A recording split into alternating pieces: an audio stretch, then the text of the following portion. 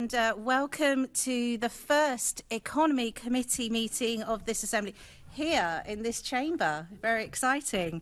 We'll be discussing something very, very important, something I'm very passionate about, London Street and covered markets with our guests. Please could I ask everyone to switch off their electronic devices to silent mode to avoid any interruptions this morning. And can I now ask our clerk, Lauren Harvey, to let us know if there's any apologies that have been received. Thank you, Chair. There have been no apologies received for this morning's meeting. Can I ask the committee to note the recommendations set out at item 2 and ask if members have any other interest to declare? None, Chair. Excellent. I propose that we take items 3, 4 and 5 together. Can we note the membership and chairing arrangements, the terms of reference and the standing delegations of authority for the Economy Committee as agreed at the annual meeting of 9th of May 2022? Noted. Noted. Excellent. Can we confirm the minutes of the Economy Committee meeting held on the 3rd of February 2022 to be signed by me as a correct record? Confirmed. Noted. Excellent. Thanks, everyone. Can I ask the committee to note the completed, ongoing and closed actions arising from previous meetings? Noted. Brilliant, thank you. Can I ask the committee to note the actions taken by the former chairman of the committee as outlined in the agenda report? Noted. Brilliant. Can I ask the committee to note the responses to committee outputs as outlined in the agenda report? Noted. Fantastic. Now, we're going to be moving on to our main area and item of business, the discussion with invited guests, and I've had a quick chat with them already. They've got some fascinating stories on London streets and covered markets. I'd like to welcome the panel of guests. David Preston, Chief Executive of the National Association of British Market Authorities. Welcome. Jules Pipe will be joining us shortly, the Deputy Mayor of Planning and Regeneration Skills and the Chair of the London Markets Board. Joe Harrison. I'm going to call you Joe Harrison for now rather than Joe Handbags, as you referred to before. Chief Executive, National Market Traders Federation. And Nicholas Kazik, Market Manager, Royal Borough of Kensington and Chelsea and Chair of Association of the London Markets. We're going to be moving on to the questions shortly, so I'd like to start off with questions 1 myself, and we'll be starting off with all the guests. Hopefully, Mr. Jules Pipe will be arriving shortly. We'll talk to him a little bit later. I'll start off, if it's okay, with David. So, we were discussing earlier just briefly, but I'd like you to talk to the committee about this. How would you describe the current landscape for street and covered markets in London? And what are the key challenges and opportunities they face? And I'll be asking all our guests that same question. Okay, well, good morning and thank you very much for the invitation to come along today. I'm David Preston, I'm Chief Executive of Nabma, a position that I've held now since October 2019, just coming into the pandemic. So I think everybody in the industry thinks probably COVID is my fault.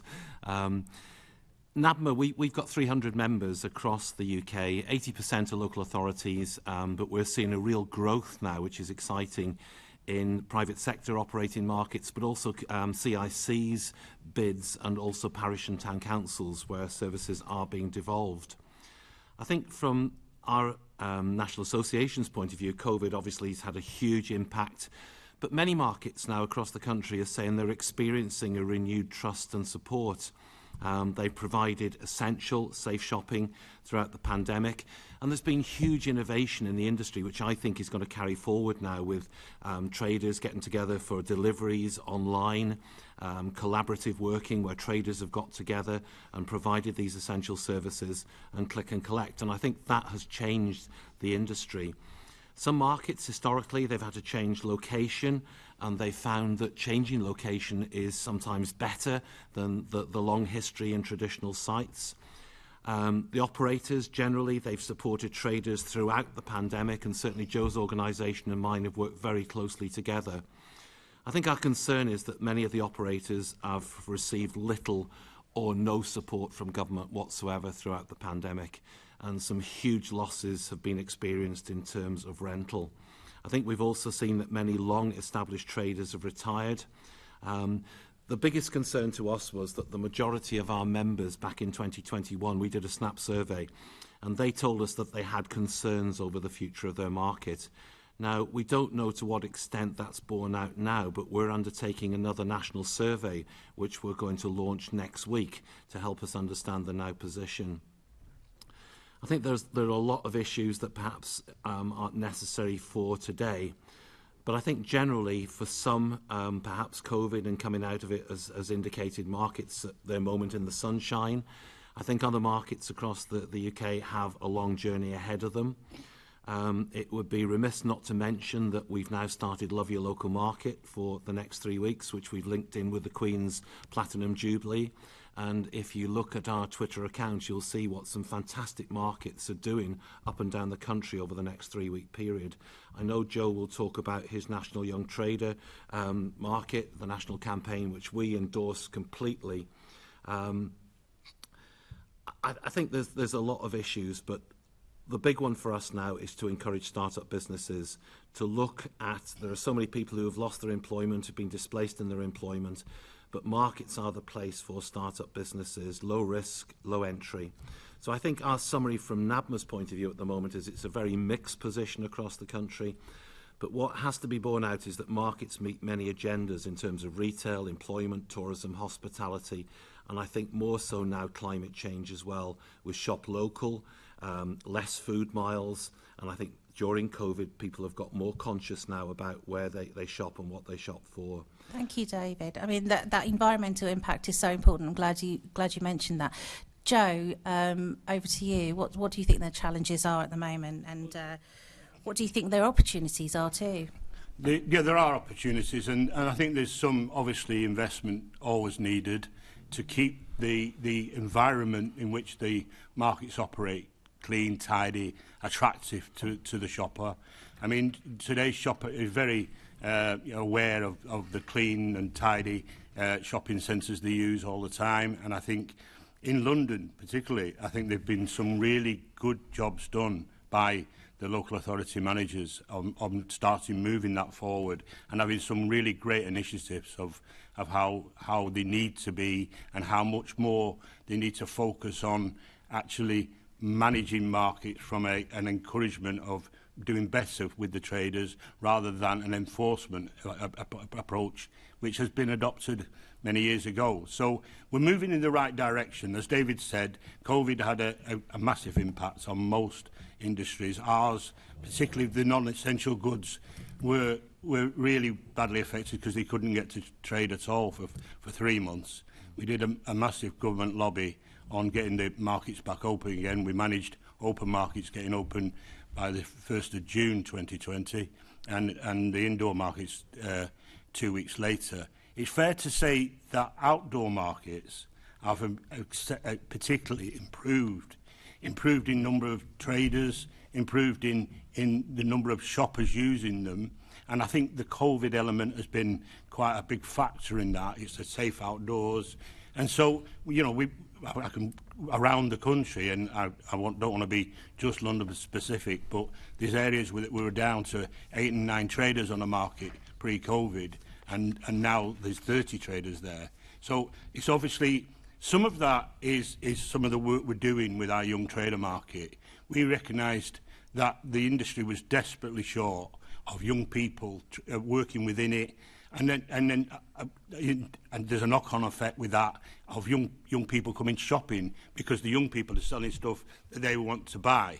It's been a hugely successful campaign. It's in its 10th year now. But the last survey we did, the average age of the market trader was 50 to 55. And that's an industry that's got an issue if we don't improve that. We have done, as I said, and this year's Young Trader Market, there will be 10 regional finals happening. The one in London and the South East is actually happening at Nick's Market at Portobello Road. And it's been, on 2019, we we were covered by the One Show. They filmed the national final, which helped expand it out, and more people got to know that it's about. But there's some really good young people starting. And is it still family-run businesses that seem to be thriving? Very much so. Very much so. There's, particularly with the traditional goods, the fruit and veggies, the fish, the meat. Yeah, very much so. And I've visited quite a lot in London this last 12 months. I was down here only 2 weeks ago, and the area is a lot busier. There's a lot bigger footfall on the markets than there was pre-COVID in a lot of cases. But as I say, there's been some really good initiatives around Hackney and the likes, where you've got the likes of Broadway Market. But then we also went to Ridley Road, which has been a traditional market for years. But there's great improvements being made. So it sounds like from your perspective, from David and Joe, your perspective, that there was a dip, there have been some improvements. But let's move on to Nicholas. I know that legislation has always been an issue when it comes to starting up businesses, particularly for the street markets. Tell us a little bit more about that area and the challenges and opportunities that are facing street markets.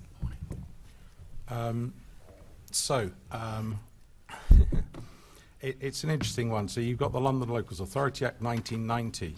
There's the first issue. It's 30 years old, the legislation that we work to. It's geared around, as Joe has mentioned, paying for enforcement, administration, waste collection, waste disposal. It's not designed to make a profit. It's designed to make a surplus, which you then carry over into the following year.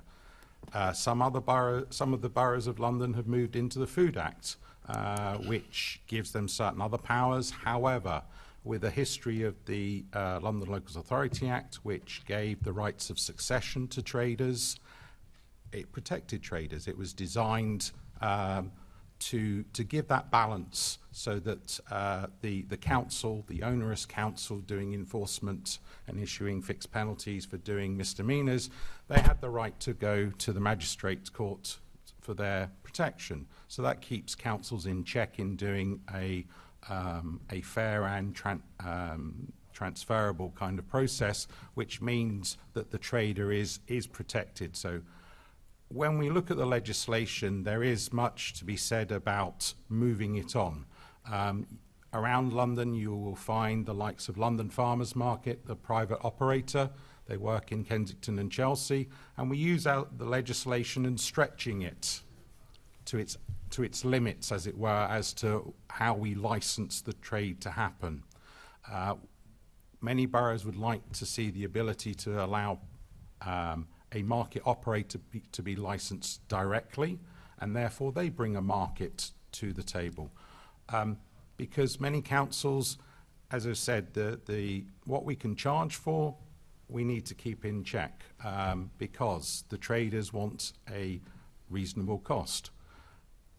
Currently, a licence on Portobello Road for a 6-day licence holder is £47. Very cheap. However, you add on ULEZ, you add on other charges coming into the area, diesel costs, vehicle costs, and all the other costs added on top, means that whilst it may seem cheap at first, and it can be, the costs do add up. Plus, as well, you have the issues then of storage, so that we kind of get more eco-friendly with our markets. Where in central London, where in London is the spare space for having storage for markets to operate?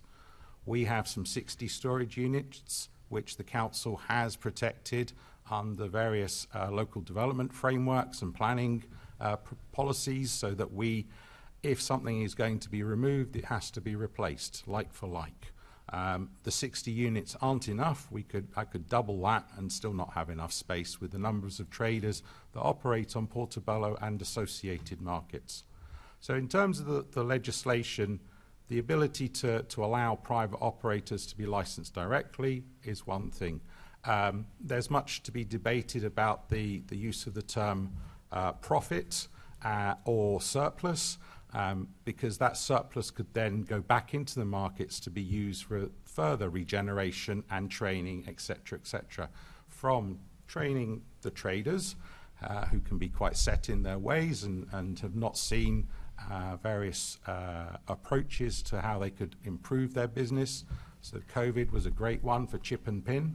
It pushed a lot of people into actually signing up to having cashless payments. They also went onto apps for deliveries of their produce and various things like that. It accelerated the process of change. But then there's a detrimental effect of moving on to apps and online, because then it means that people won't visit markets. So there's a balance to be made in terms of how far we go down the online process. So the legislation is stretched. It needs a review. There have been various conversations with that over the many years. And the Markets Board have also facilitated that conversation and review. And I would ask and urge that the London Assembly supports that process going forward, so that we can bring the legislation from 30 years ago up to date, with true meaning and purpose going forward.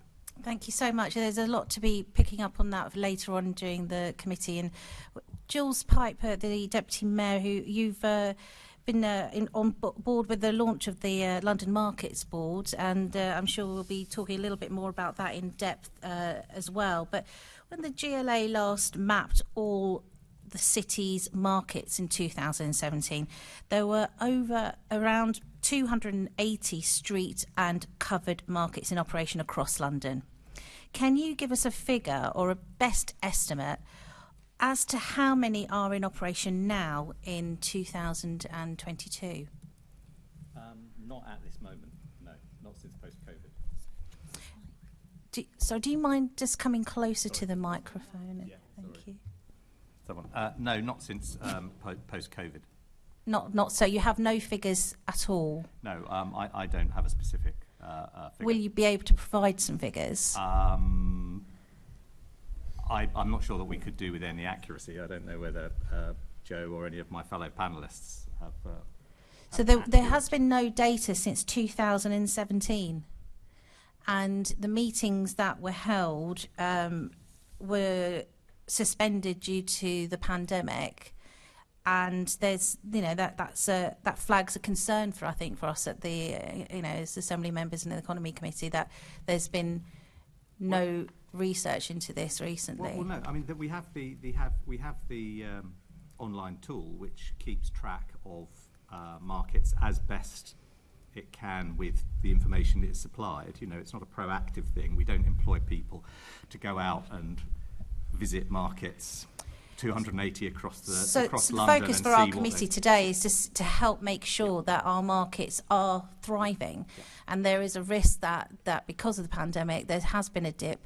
Yes, we've heard some anecdotal evidence here already about some improvements, but we do need to make sure that we have the data and the research being put behind that.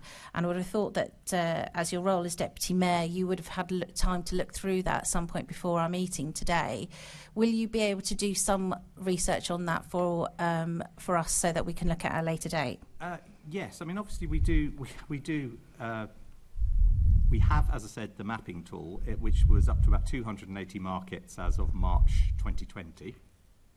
Obviously, a lot has happened in the intervening 18 months or so, 2 years, and things will obviously take time to settle down, and things will be, some markets will have contracted, some markets will be, some markets are coming back quite strongly. Some markets haven't really missed a beat at all. I would say it's probably a mixed picture across the thing and across the piece. And as I say, we don't have the resources to check on 280 markets. We will never have the resources to individually check on 280 markets. But I would imagine But in 2017 you did have the resources and you found that there were 280. As the picture settles down, then I'm sure that the information on the database will become more solid. Because I would imagine at the moment, the 280 entries on the database, I think it would be wrong to probably vouch for everyone is accurate, because I would imagine there are some markets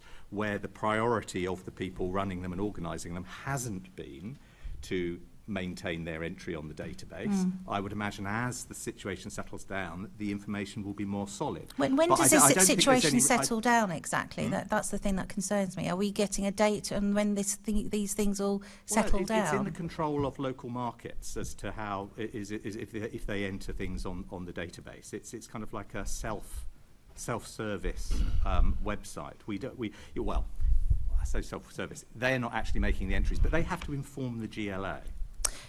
So there's a risk then that even the data that we have from 2017 with 280 street and covered markets might not actually be completely correct if it's a self-assessed way of approaching the data here. How are we going to know if there's been an increase or not? And is this a fair way to judge ours and support our markets if we don't have the right information? I think it's a proportionate way.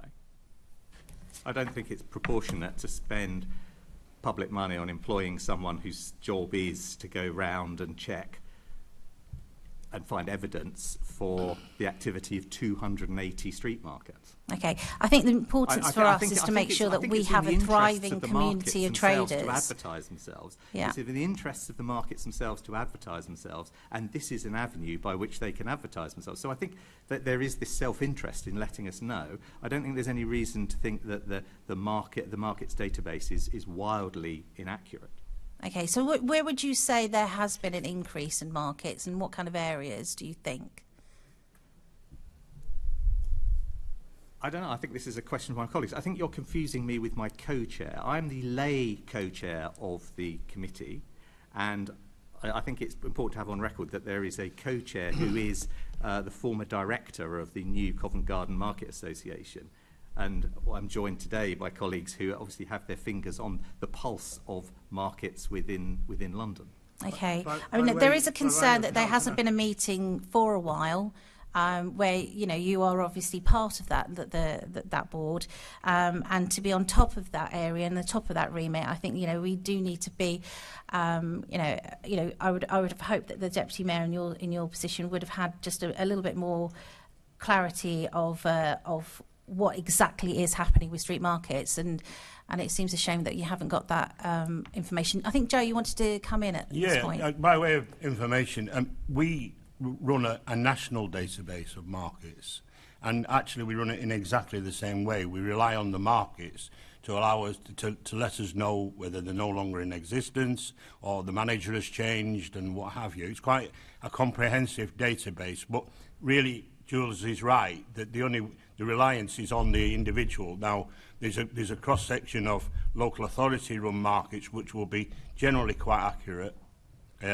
but then obviously the ones that Nick was talking about before, where private operators. I could imagine there is somewhere near the same number of markets happening in London, but mainly because we did get the markets back open again by the 1st of June, and mainly a lot of the markets in London are street markets. So the majority of those markets that were registered in, as you say, in 2017, and the date that book was produced in 2020, but there hasn't been a London Markets Board meeting for nearly 12 months now. Exactly. Because that came to a close, and then obviously we've been waiting for the elections for things to start again. Okay, well, I'm going to let the other members ask their questions now. Thank you very much for kicking us off, and we're going to go firstly to the Deputy Chair, Assembly Member Sheikh. I think you're looking for Maureen Ahmed. I'm actually the Deputy Chair. That's all right, Chair. That makes me feel better for being a minute late, and my apologies for that. Please, that's fine. And welcome, panel. My first question is going to be about the impact of the pandemic. And David, just to reassure you, the pandemic really, really wasn't your fault. So to David, Joe and Nicholas, what was the impact of the pandemic on London's markets, and to what extent have they now recovered? Have the pandemic and associated lockdowns accelerated pre-existing trends or not? So perhaps, David, if I could pick on you first to answer that. I think, first of all, just on the survey, the questions you're bringing out are all questions that we've had with Nabma. And normally in conjunction with Joe, we've done a survey, a biannual survey. Because of resources, Nabma's going to do it on its own this time. But what we're seeking to find out is, across the UK, the current position of markets, their performance at the moment in terms of people and finance, but also the comparisons going back to 2019. Also, we want to try and link in what investment has gone into markets. We're looking at the management, the ongoing concerns. And we're launching that survey on Monday with the results planned for September that we will headline at our national conference. Now, obviously, we have a number of London members, and that information will be included in that survey, and we'll be very happy to let you have copies of that survey and the information. I think I've fairly covered COVID. I think what it's seen is this moment in the sunshine for some markets. I think markets that were struggling before COVID are still in that position. I think ongoing, particularly with local authorities, a lot of markets have experienced considerable financial losses. That money has not been substituted generally from government. So therefore, I think in planning the long-term future of their markets, there is a great deal of uncertainty. I think the strong point, and perhaps it's highlighted by the Levelling Up Fund, the announcements where there is a specific a mention about markets in terms of communities in place, supporting local business and people in skills, then I think this policy framework is a big advantage and opportunity for markets. But I think fundamentally what we've picked up is COVID has helped reunite many markets with their communities. I think as a result of COVID, many communities have realised how important their local market is for safe shopping, for the vulnerable, for the elderly, and I think operators and market traders have done a tremendous job to support people within their communities. And I think there is this reawakening now and a recognition now of what agendas markets can help to meet. And I think climate change is one of the big ones that we're picking up now. Thank you very much. And that's really interesting about local communities recognising the importance of markets. Joe, I wonder if you have any. Don't feel that you need to add to it, but if you wanted to add anything, please do.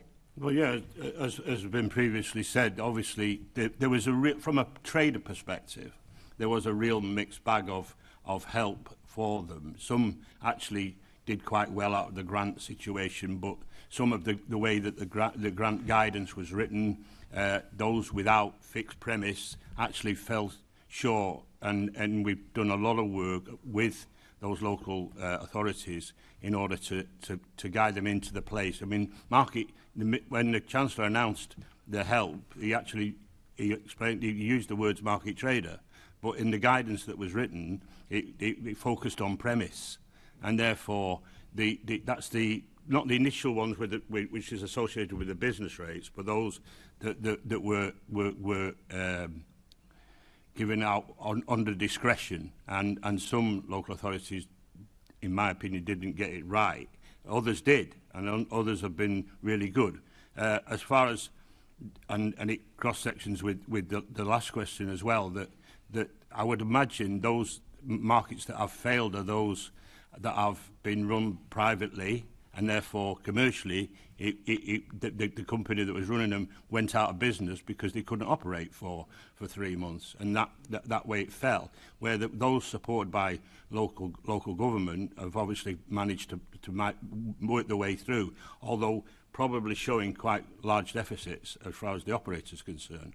But the traders themselves have adapted, as Nick said before. They've started doing click and collect. They've started doing home deliveries. But there is still a demand for people to come onto the markets. There's evidence done by, and I'll share this with the committee, there's evidence done by Hackney where the number of visits to a market increased because people were working from home. So those markets placed in big, residential areas, they pre-COVID were not doing that well because everybody was out of work all day. But since then, since people are working from home, they're making local visits, which ticks a lot of boxes along the way. And I think people have realised they could buy daily, they could buy every other day. There's less food waste.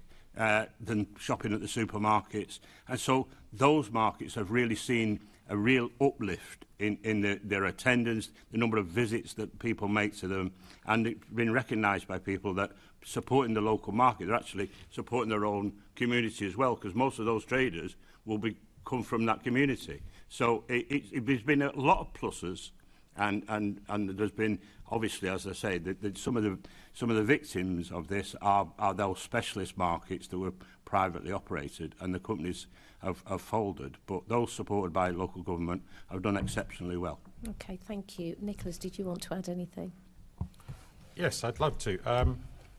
Being that I operate a London market, the impact, it was turning up on a Saturday morning on Portobello Road and watching it grow into the monster market that it is, amalgamating antiques, general sales, second-hand, fruit and veg, street food, etc., and then seeing it during the COVID period, it was a moment where you could sit down in the middle of the street and cry. That's how bad it was for all market managers across London, because we ran places where people came, shopped, enjoyed, visited, etc. It's the heart and soul of the local area. And then when you sit there on a Saturday morning in the mid-COVID lockdown, then you go, where is everyone? You do wonder. Anyway, so as has been said, operators got nothing, including local councils. Okay, there was some, shall we say, shuffling of funds, high street funds, to support markets in certain instances. In other instances, boroughs did not decide to do that. Again, that was locally led in terms of how they supported their markets. Tables and chairs, a real bugbear of many London Council market teams. So market teams under street trading would sometimes be tasked with licensing tables and chairs. So alfresco dining, whilst lovely, has an impact on market areas and, as it were, the market budgets. So when we turn around and say that we're going to license an operator to have £100 for a market for tables and chairs license, which does not cost £100 to actually facilitate and administer, it's an impact that has to be carried by the markets and street trading team. In K&C, it's done by the highways team, who had their own problems. Again, it's a case of having to bring in more staff due to more work, going through the planning process of making sure it's working. So it was a positive and a benefit. It provided space for all the restaurants and cafes to come out, but there was an impact in the background for council administration of that matter.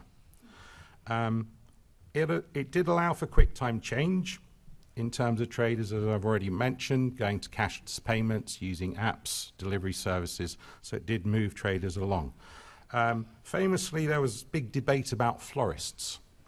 Was a florist an essential service? And there's a big debate across London. Different councils took different views. Mm-hmm. The view that I took, whether rightly or wrongly, I'm out the other end of the process, was that we allowed them to also start selling fruit and veg. So that way they became an essential service, and actually having a bunch of flowers in a very, shall we say, negative space, i.e. lockdown, was a boost to many people. And I know from my own family members who got a bunch of flowers every now and again, and they went, oh, that's very nice, and a bit of uplift, a bit of positivity. So that's one of the problems with certain bits of legislation, when certain bureaucrats in the civil service don't think beyond the wider scope of straightforward definitions. There's never a time when everything is black and white. I used to operate in that fashion, and after some 20 years of working with local governments, there is always grey, and there are interpretations of how we should proceed and stretch our ability to serve our communities as well as our traders. In terms of different markets, which Joe mentioned in terms of private operators, so London Farmers Market, an example I've already mentioned, we actually opened a market during the lockdown period because there was a need. We kind of accelerated the process and actually opened a market. And a few other boroughs also opened up markets. So we did kind of fill a need, as it were, to coin the line from the film Robots. see a need, fill a need. And it's a case of we saw that and we provided a market space for London farmers markets, and the community of High Street Ken have gone completely crazy about it and love it as it's a bonus and adding to it. Another example is Curb. Curb are a street food operator, so a different type of market. So they shrunk back completely, but now slowly they're blossoming and opening up. So in terms of that bounce back is now happening with the return of people coming to work in central London and in other areas. So when we talk about markets, we need to be very aware of what we're talking about, from food markets, street food markets, general markets, antiques markets. Second-hand markets are flourishing. Yes, flea markets, forget eBay, forget that. If you go to your local market, your second-hand market, it's remarkable what you will find. And also,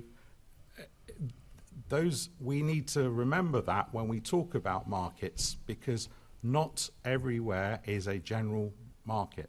Portobello is a monster of a market, as I've mentioned. During the weekdays, Monday to Thursday, it serves the local community. And you get a few lost tourists who come through Portobello going, where are the antiques, where's this, where's that? But the reality, it shrinks down to a local market. Friday, it begins to flourish, and Saturday, hey presto, we've got a full market with something of the order of 20, 30, 40,000 people coming through it. And then Sunday, it shrinks back because the private market is only operating. So in terms of the impact, many of the markets and council-led markets have come out the other end and are blossoming because we've had that period where traders have become more creative and moved on. So allowing them to join the journey with councils for the most part and be more attractive to the visitor and the local community. Thank you very much. That's very interesting. My next question, again to the three of you. There have been a number of issues with access. So now we're post-pandemic, hopefully, but other issues have come up. So there have been a number of issues with accessing supplies due to Brexit, then the pandemic, and now the invasion of Ukraine. How has this impacted on London's markets? And panel, we are on a time limit, so I would be really grateful if you could keep your answers brief. So perhaps, Joe, you could start with that. I would think right at this moment in time it's not had that much impact, apart from the cost of goods. The feedback from traders is that things, buying their supplies is costing that much more. There is the areas where things are coming from the Far East. There is a bit of a delay in such like, and again, an increase in the costings. But generally, right now, there isn't a great deal of impact as such. A lot of goods are locally sourced, particularly in the food chain. So really and truly, as I say, they've only seen an increase in more people shopping and buying locally, and therefore strengthening the traders' businesses. Thank you. David? Again, it's a difficult one for Nabma to comment. I think probably from our members we would say exactly the same as Joe. Little impact that we're aware of at the moment, and I'd endorse Joe's comments. Thank you. And Nicholas, did you want to add anything? No, Joe's covered it. Thank you. Lovely, thank you. What has been the biggest threat to London markets, and how has the sector adapted to these developments? And are there any particular examples of successful adaptation and survival that you can share? I know you've alluded to things, but I wonder if you could just slightly unpick that, and perhaps you could start, Nicholas. Biggest threats to London markets. I would say one thing that hasn't been as yet mentioned is the threat of terrorism. With reference to crowded places, markets are a target across Europe. They have been hit in different ways. And so the needs of the new legislation, which we're waiting for, coming out of the Manchester Arena attack, and the duty of care, that will be a big pressure on certain markets to ensure the safeness of and security of those markets. I myself, just to quickly state, I used to work for American Airlines as a security supervisor just before 9/11. I went from signing off 400 people on a plane to now running a market with 20 to 30,000 visitors. It's a big responsibility for market managers to add to their portfolio. So there is a hole there that could be supported. In terms of positive work that has happened with reference to markets across the board, I wave this around. At Kensington and Chelsea, we've done our markets plan. Hackney has done a massive markets plan. Tower Hamlets, Westminster, lots of London boroughs have picked up the gauntlet, are reviewing and changing and evolving. They are becoming placemakers, wanting to bring the community out and to make a sustainable market. So there's lots of change happening. It's been supported by work from the London Markets Board with Tomorrow's Market 2, education programmes and the like, which has meant that as professionals we are continually evolving, and there's a system of support and education taking us all forward. So that's what I'd offer. Thank you very much. David? Yeah, the London market scene, the London market scene, as I said at the start, is relatively new for me. I do have experience of it over the years. What we did was to actually send out these questions to some of our members just to invite feedback, so perhaps my comments are more informed. Some of the challenges were that some of the private market operators focus on high-end goods, street food, whereas the local authority markets more run for commercial benefit, for community benefit rather, and to support the lower income customers. Important to make markets in the future a community destination with inclusive social function alongside the food offer would seem a good way to adapt. Some of the challenges that our members have highlighted, I think it's been touched on, is attracting traders to attend markets in London with the cost to bring the vehicles into the city. Obviously the cost of fuel, associated business costs now to run and start up a business. Actually promoting the benefit of markets and the fact that they can rival the supermarkets has been proven during COVID. A lot of feedback about, for traders, the issue of high and increasing wholesale prices, that leading to reduced profit levels for many traders that's been experienced now. And I think two important ones, actually getting to markets for those with lower income, and therefore this very important need to keep local markets within local communities. And I think the final one, which is recognised by all of us, are the problems of infrastructure within which markets function generally in London, and particularly now the storage problem. It's a big issue, particularly with the difficulties of getting in, and also with electric vehicle charging now, the proximity and availability of some of those facilities as well. I hope that helps. Thank you. Joe?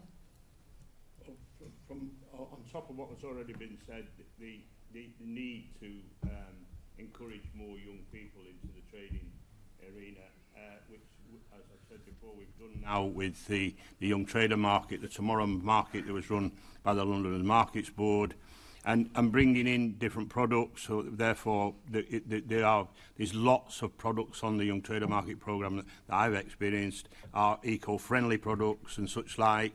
The young people coming in are very tech savvy, so they're quite good on using the social media and their web presence in order to boost their business.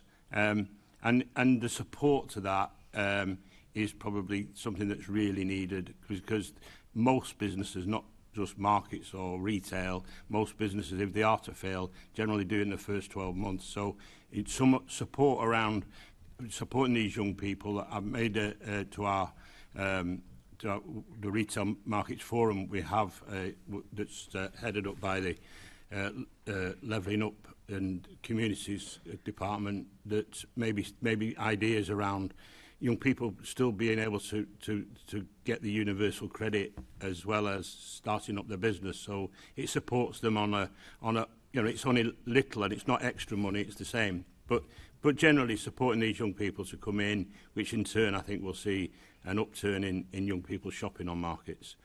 Thank you.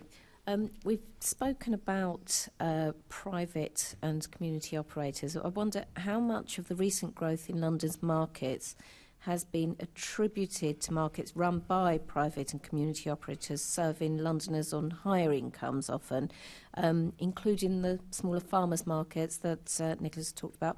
What impact have these markets had on local economies and communities? And David, would you like to take that first? Just a couple of comments adding really. Feedback that we've had from our members is that private operators, charities, CICs often don't have that sustainability and leave a market which the local authority then has to try and pick up and gather the pieces. Again, a comment, many of the private markets focusing on high-end goods, the street food, whereas the local authority markets are more for community benefit. And I think there's this interesting view that the reliance on tourists has been a big issue, with them going to markets more for the experience rather than the normal shopping needs. However, against that, there is this recognition that they do generate significant footfall and help the street scene. I think it's worth mentioning that feedback has also said that a number of private businesses on these markets have had a lot of pandemic support funding to diversify.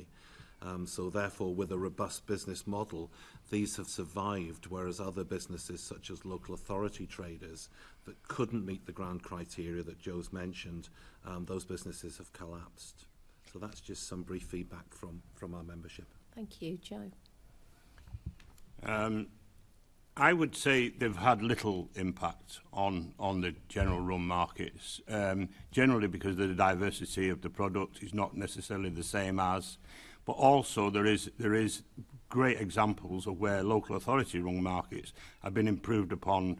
Broadway and Hackney, you know, all those type of. There's a lot of young managers come into the industry as well now with different ideas and different approaches. And I would say there's some really good examples across London where markets, even the local authority ones are run, where they are stretching the legislation to its limit, but also using an awful lot of initiative to expand that general market, so it can have a good mix of the traditional goods, the fruit and veg and the likes, but also the street food and the necessities as well.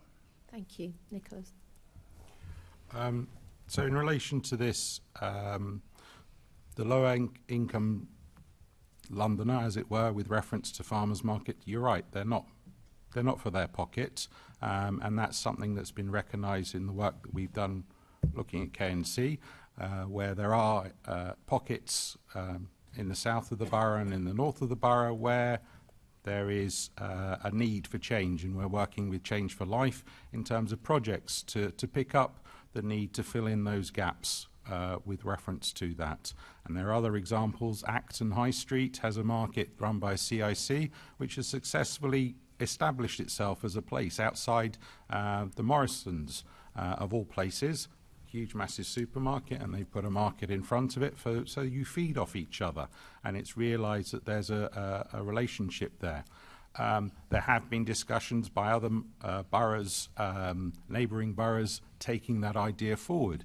However, it's not as easy as just taking a market and plonking it somewhere else. It needs to build from what is understood in the local area. So boroughs are aware of that and are changing and evolving, and the need to provide for lower income residents has become paramount in different ways with markets. And has been identified by some of the better types of markets that exist. North End Road in Hammersmith has an amazing setup in terms of a Friends for the Market and the road closures, which brings out the whole community. Yet their fruit and veg traders are the envy of West London, personally, with their spread and their pricing. And I sometimes point my own traders to go and have a visit and say, why can't we have those prices? But they cater to an audience which is quite different. If you look at Portobello Road, is roughly a mile long. From one end you've got Notting Hill with some of the biggest, most luxurious houses, to Golborne Ward, which is one of London's deprived wards within London, within the bottom 10% of London. And so that extreme needs to be covered by council markets, but also there is space to support And I echo the fact of what David said is many of the CICs that get created, whilst those people are in place, it works, and when they move on, sometimes it fails and has to be picked up by the local council. So whilst we want to change the legislation to be more flexible, we have to have that mechanism to kind of ensure that they are sustainable, because the work and effort to set it up, there's a lot that needs to happen, and when it disappears, everyone starts looking back at the council, who really is standing as a partner rather than leading the process. Right.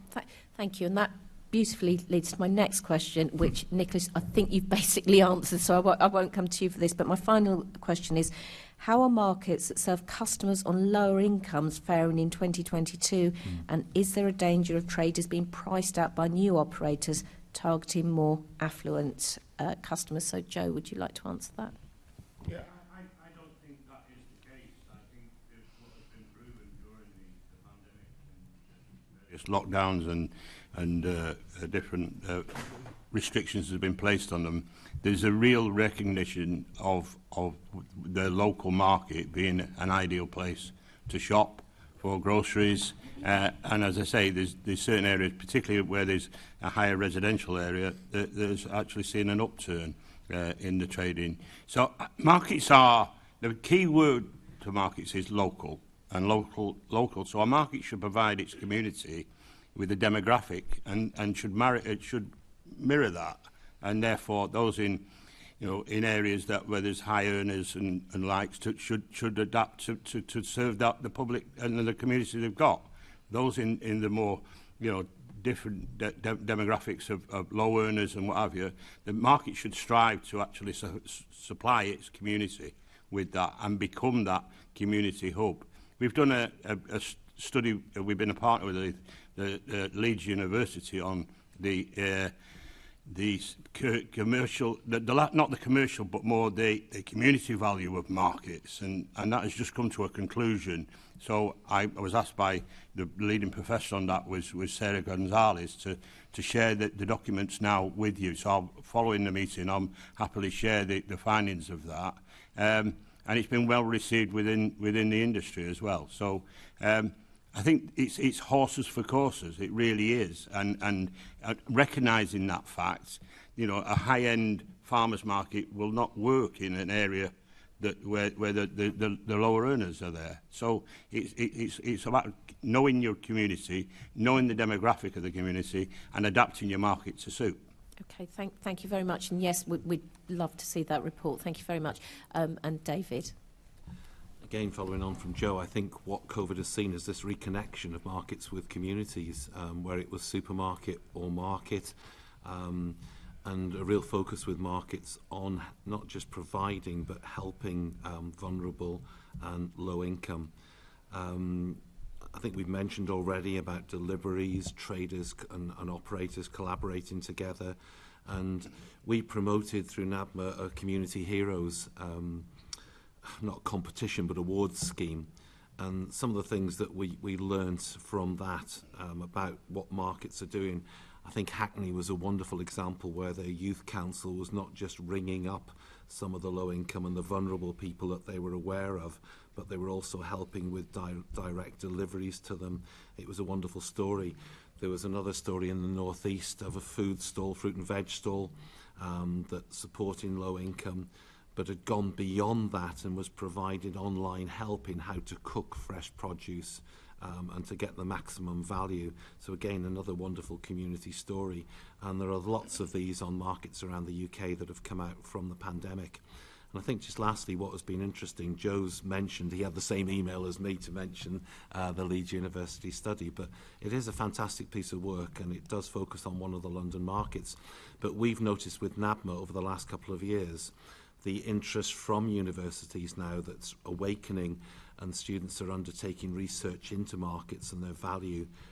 One that we dealt with just last week is through Leicester University, looking at Christmas markets and events coming out of COVID and what the impact can be. So there is this awakening, I think, about the importance, the relevance, and this reconnection of communities with local markets. Thank you very much. Thank you, panel. Thank you, Chair. Thank you so much. Chair, Could I just add to that? I think Yeah, there of are course. also examples of where complementary markets have actually increased footfall with pre-existing markets. There's a Chapel Market in Islington's a good example where the traders there have reported a boost in trade since a farmers market was started. So it hasn't cannibalised what they did. Instead, it's increased footfall. And also on the occasional days that Broadway Market in Hackney's that was mentioned operates very occasionally. It's operated on a Sunday, and again there you see people wandering around with great huge plants that they've clearly bought at Columbia Road Flower Market down the road. So you can clearly see there's a bit of kind of market tourism going on there, which can only be a good thing. Great. Thank you very much, Deputy Mayor. And thank you to my Deputy Chair, Assembly Member Ahmed. And we're going to be moving on to Assembly Member Hirani. And there was quite a thorough questioning session there. And there may be some questions that have already been answered. So do pick up on that so that we're not repeating anything, so that we can keep to time. Thank you so much. Thank you, Chair. No, I think you asked, some of the questions on legislation in your opening remarks. So just a question really on whether you have anything additional in addition to say about legislation governing street markets in London, whether it's currently working in its need and if it's need of reform. Nicholas? Nothing really to add. It does need updating rather than reforming, I would say.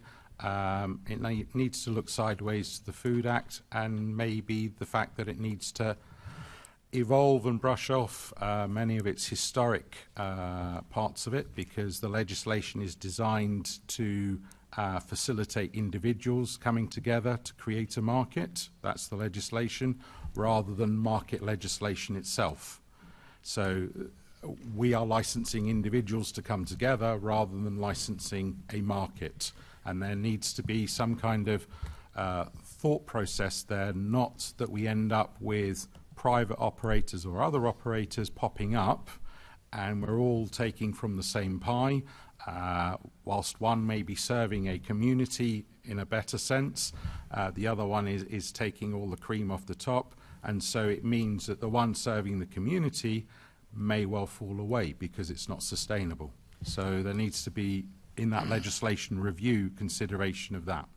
Thank you. Just to prompt, just something that came into my mind in your previous question, because you mentioned Morrison's, and just coming out of Canning Town Station today, there's a big Morrison's outside advertising that they've got all these street markets and markets inside the supermarket.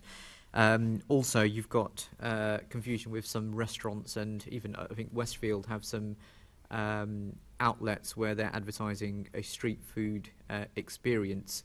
Do you feel that there is danger of public confusion or even government confusion as to the definition of what a street market is, because of sort of national and larger companies latching on to a street food or street market experience? That's been talked about for a very long time, the use and abuse, shall we say, of the word market and market fresh and market avenue, market street and all these terms. So it's a powerful word that resonates with us, and it implies something in a specific way as a branding exercise. Is there anything we can really do about it? I doubt. It's a wonderful PR stunt. Does it cause confusion? Potentially, it can do. Is there confusion in local government or government as a whole? I wouldn't say there is. I think between the different organisations, we make it quite clear that we're not a convenience store or supermarket, that we're street markets, and we keep that plain. But you're right, the use and abuse of the term market and what it means to people is a powerful one. Great. Joe, anything further on legislation? One thing with the legislation, the most difficulty will be getting all 32 boroughs to buy into it. I mean, I was in the subcommittee, I was part of the subcommittee on the London Markets Board that dealt with the legislation. I actually got one of the chaps that actually wrote the bill in to speak with the subcommittee. But in real terms, you know, it's very, very difficult. Nabma actually carried out some of the research work for the London Markets Board on that. I mean, the buy-in from the boroughs actually to give feedback was extremely difficult to get them to do so. I mean, largely because I think a lot of the local authorities in the different boroughs, the markets are not high on their agenda on a political note, and therefore it's not taken seriously. I think since that work was done and we've had the pandemic, I think it might be time to re-look at it. But it's, as I say, the big difficulty is it's a blanket piece of legislation covering at least 31 of the boroughs, because Westminster's got their own, Westminster Act 1999. But, you know, to actually address that, and that was the difficulty the subcommittee found, because of the feedback, you know, despite great lengths that was gone to gather the information and the will to change the legislation, it was falling on deaf ears in a lot of ways. Okay. David? Yeah, it's a good one. I think the Nabma's position on the legislation is that we are conscious that there are very mixed views from operators, and therefore there has to be an exercise of caution, as there may not be wholesale support for significant change, but obviously change is needed. We've seen a tremendous growth in London markets, which Nabma recognises has not been controlled. The emphasis has been on regulating markets rather than controlling and managing the growth and having a plan for growth. So the rest of the UK, it does manage its markets using market powers, and that permits the market licensing system. So I think the Nabma position is that we do believe there's an alternative way of administering markets under Part 3 of the Food Act. Southwark have successfully made that transition, and therefore that avoids these changes, dramatic changes in street trading legislation. I think the 4 issues from the study Joe picked up, first one was the inability to make a profit. The second one is restrictions on actually delegating authority, because obviously street trading is a statutory function, so it can only be delegated therefore to a council, not to a private organisation. The third one is obviously relationship with traders. But the fourth one, the big one, is this lack of incentive that's there for investment, whereby the costs are simply shared by the number of licences. And Graham Wilson, I think some of you will know, Graham is probably the market expert on law in the UK. And I know Graham would offer today that if it was considered appropriate, he would be prepared on behalf of Nabma to prepare a paper looking at transition and options, if it would be helpful to you. Yeah, I think it would be, yeah. Thank you very much. Just on that point, and obviously you've got quite a few sectors now in the UK that are facing legislative issues, mainly in the fact that a lot of our legislation is out of date. So you've got sort of online retail, which is sort of just blossomed in recent years. You've got businesses, particularly in London. I think they're affected by business rates compared to the rest of the country, and also I think what that means is that online vendors have a competitive advantage on street markets and retailers who have premises.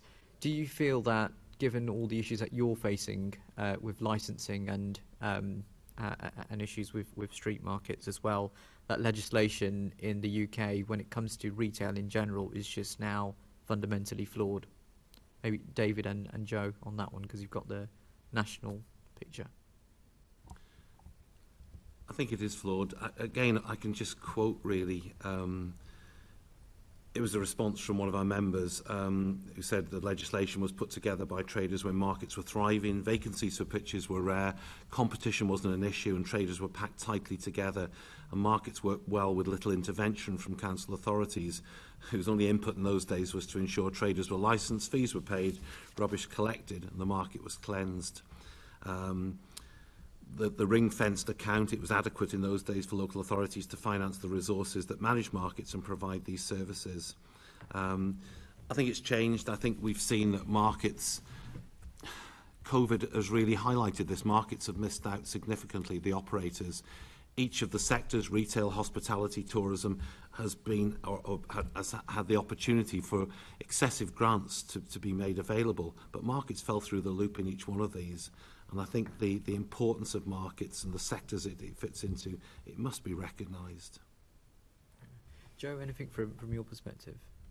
Well, from a trader perspective, I think it's important to know that the legislation is there for everyone. And obviously, traders are a big part of that.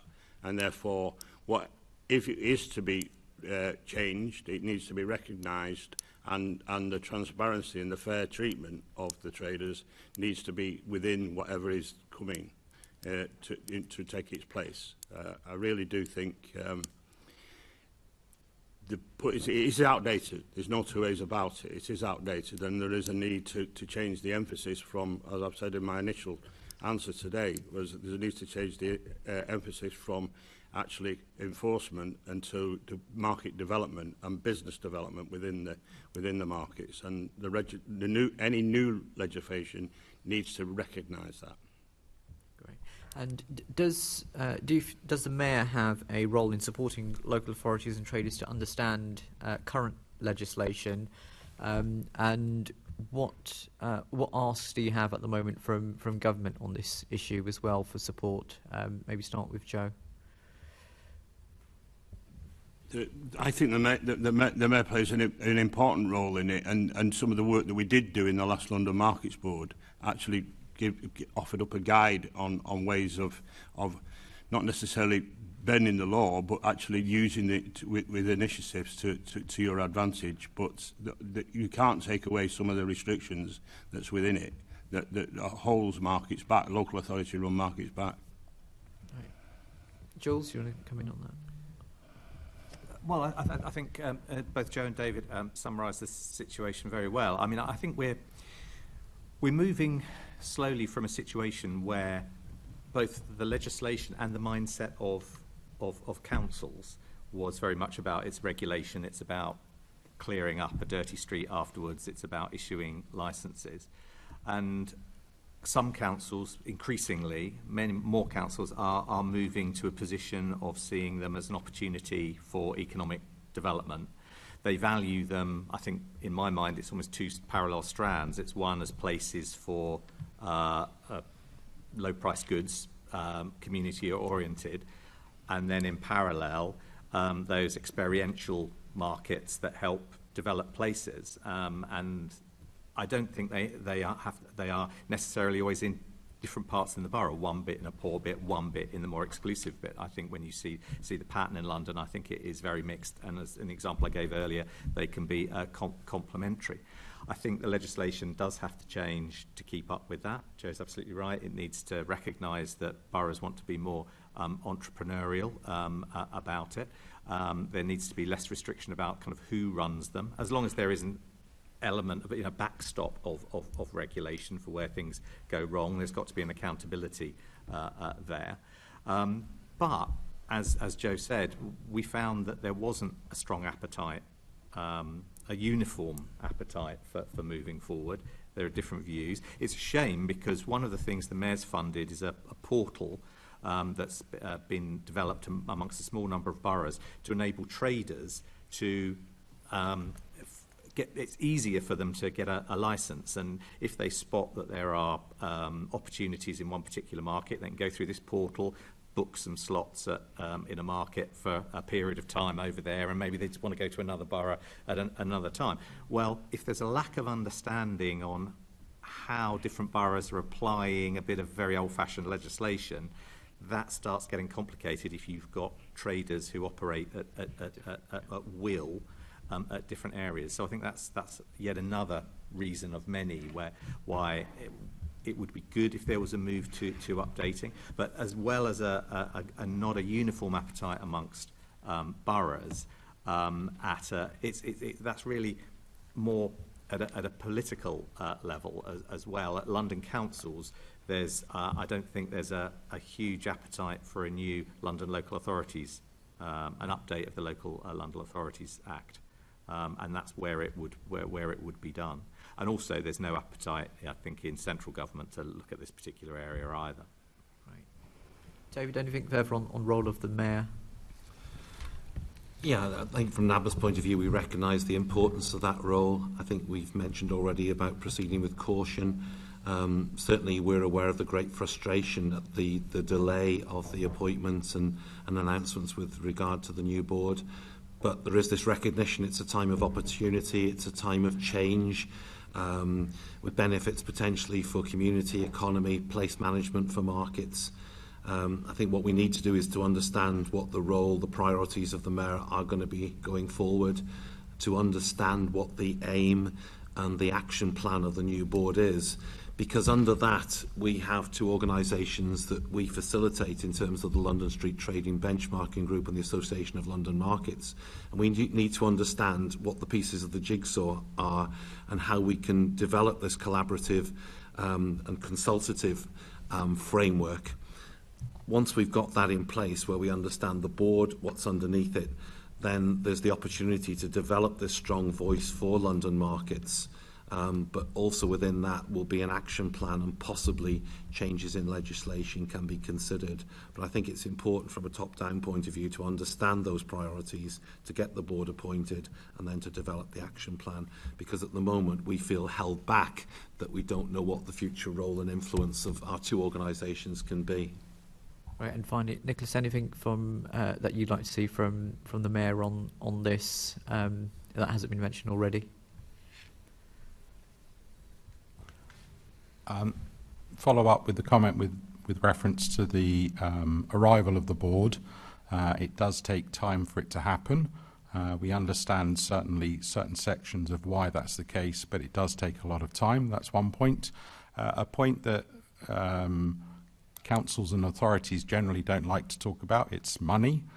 Money is one of the other reasons why the legislation and everyone putting their hand in their pocket and paying anything between £250,000 to £750,000 for this legislation to come through is also a way of why it's being held back by certain authorities. And also it's about the legislation and the knowledge and the way councils have evolved over the from when I first started to now, the way things have evolved with reference to different departments and resources available to actually consider things. Everyone has contracted. So the experts that used to be around with reference to the legislation aren't there. Anyone brought in will cost, and so councils are quite hesitant to kind of say, well, do we really want to spend it on that when we can actually do with helping our social services or more pressing needs, shall we say? Thank you so much, Assembly Member Hirani, especially the focus on the definition of what markets are. I think this is a really key focus for us to make sure that we are essentially focusing on those street markets surviving and thriving in London, and also the focus on the Mayor of London's position and how he can support those traders. So let's carry on with that theme. Please, just a quick reminder to all our guests to make sure that their mics are on before they speak. We're going to move on to Assembly Member Polanski. Thank you very much, Chair. Thank you all for your contributions so far. And Nicholas, if I can focus some of my questions at you. You mentioned earlier on about improvements in waste collection. I just wanted to kind of hone in on that and say, what improvements have you made on that, and how has that made markets in KNC, Kensington, Chelsea more successful? That's a very good question. So the improvements have been in line with our contractor, Suez, who have looked at the whole need to recycle more, reduce more, etc. So the whole package is to consider minimising the waste disposal costs, because waste disposal cost is one of the high spends within the four that we can charge. Many moons ago, the council was challenged by the traders to come up with the goods and details on that, and that's why we constantly thrive to work at that and improve. In the markets plan, it's all about sustainability. It's all about looking at food waste and how we can minimise that, or to divert it to local food banks and the like. So there's a constant review and monitoring of the situation to tackle that. Across London, that's also the case. Many markets, Hackney, Tower Hamlets have looked at that as well, and are we're all constantly looking at how we can minimise our costs. by being effective and recycling, reducing the need to actually create waste. I hope that's answered your question. I feel that it has, but I don't think it has in any great depth. Sorry. That's okay. It's a good start. If I move now to street pedestrianisation, now obviously this has been a topic all over London, but particularly in Kensington and Chelsea, I'm wondering if there's been places where you found street pedestrianisation has improved a street market. And if so, do you have any evidence or data in terms of what it does to footfall or average spend per customer? So, historically, Portobello Road was a road that you could drive through on a Saturday quite happily up until about 10 years ago. Bute Street, where we have a farmers market, was closed to traffic flow, which meant a more family-friendly space. In terms of Portobello, we it's about 10 years ago roughly, that we closed off certain sections on Fridays and Saturdays to allow pedestrian flow around the market to be more easier and safer. That followed on more recently with the closure of the market between Monday and Thursday to allow for a more safer space. Your only problem is how you enforce that, and the enforcement of that is by the police. Do we have enough police officers stopping those that shouldn't be driving through the market? No, we don't. So that's the enforcement element of that. It is lacking. However, the market as a whole has become a more friendlier place and more safer place for pedestrians to go through. Have we done the research? No, we haven't. Again, that's about resources. I have a small team, limited to what we can do, and it's about making sure that we get the traders out there to provide a positive experience to encourage more visitors into the space. We are working on the numbers and the data crunching to be able to provide the evidence. However, it's all about priorities. And currently, that's second on the list. I think that's really important because obviously the environmental benefits are quite clear to healthy streets and to reduce traffic. This is the Economy Committee that are going to be really interested in what that does to average spend. But as I hear you say, that data needs to be collected, and maybe that's something we could look at. What types of markets, traders or products have you prioritised as a borough?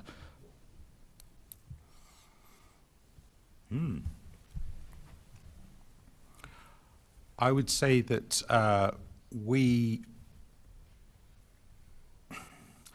there is no defined priority for a specific type of market. But what has been realised is the need to relate the market to the community. One of the examples of an area where we're looking to introduce a market in the near future is the World's End Estate, World's End Plaza down in Chelsea. The World's End Estate is a lower income area. Across the road you have higher income. So getting that market right is a key thing. It links up with the Change for Life. It links up with food banks, and it's a case of how we want to operate in providing a community space, because many moons when we had the London riots, we had a programme developed by a colleague of mine called Operation Cup of Tea, where after the London riots, when everyone was wondering, should I be wandering around the streets, he set up a tea stand and got everyone having a cup of tea, a cup of coffee, encouraging them to dwell, to retake the streets. And from that programme has developed a way of interacting with the community and providing opportunities for charities and healthcare and the like to meet the community. And we provide that on a regular basis. So naturally, when we're going to look at the next market that we're going to open, all of these different layers are built into how we're going to shape the market. Are we going to open another antiques market? I don't think so. Are we going to open up another second-hand market? Unlikely. It will be more about food. It will be more about for everyone's pocket, not just farmers' market prices, but everyone's pocket, and also about street food. Street food is a big bugbear amongst certain markets because street food traders take the cream of the crop, as it were. Are they what makes a market? Yes and no. Are they there for the community?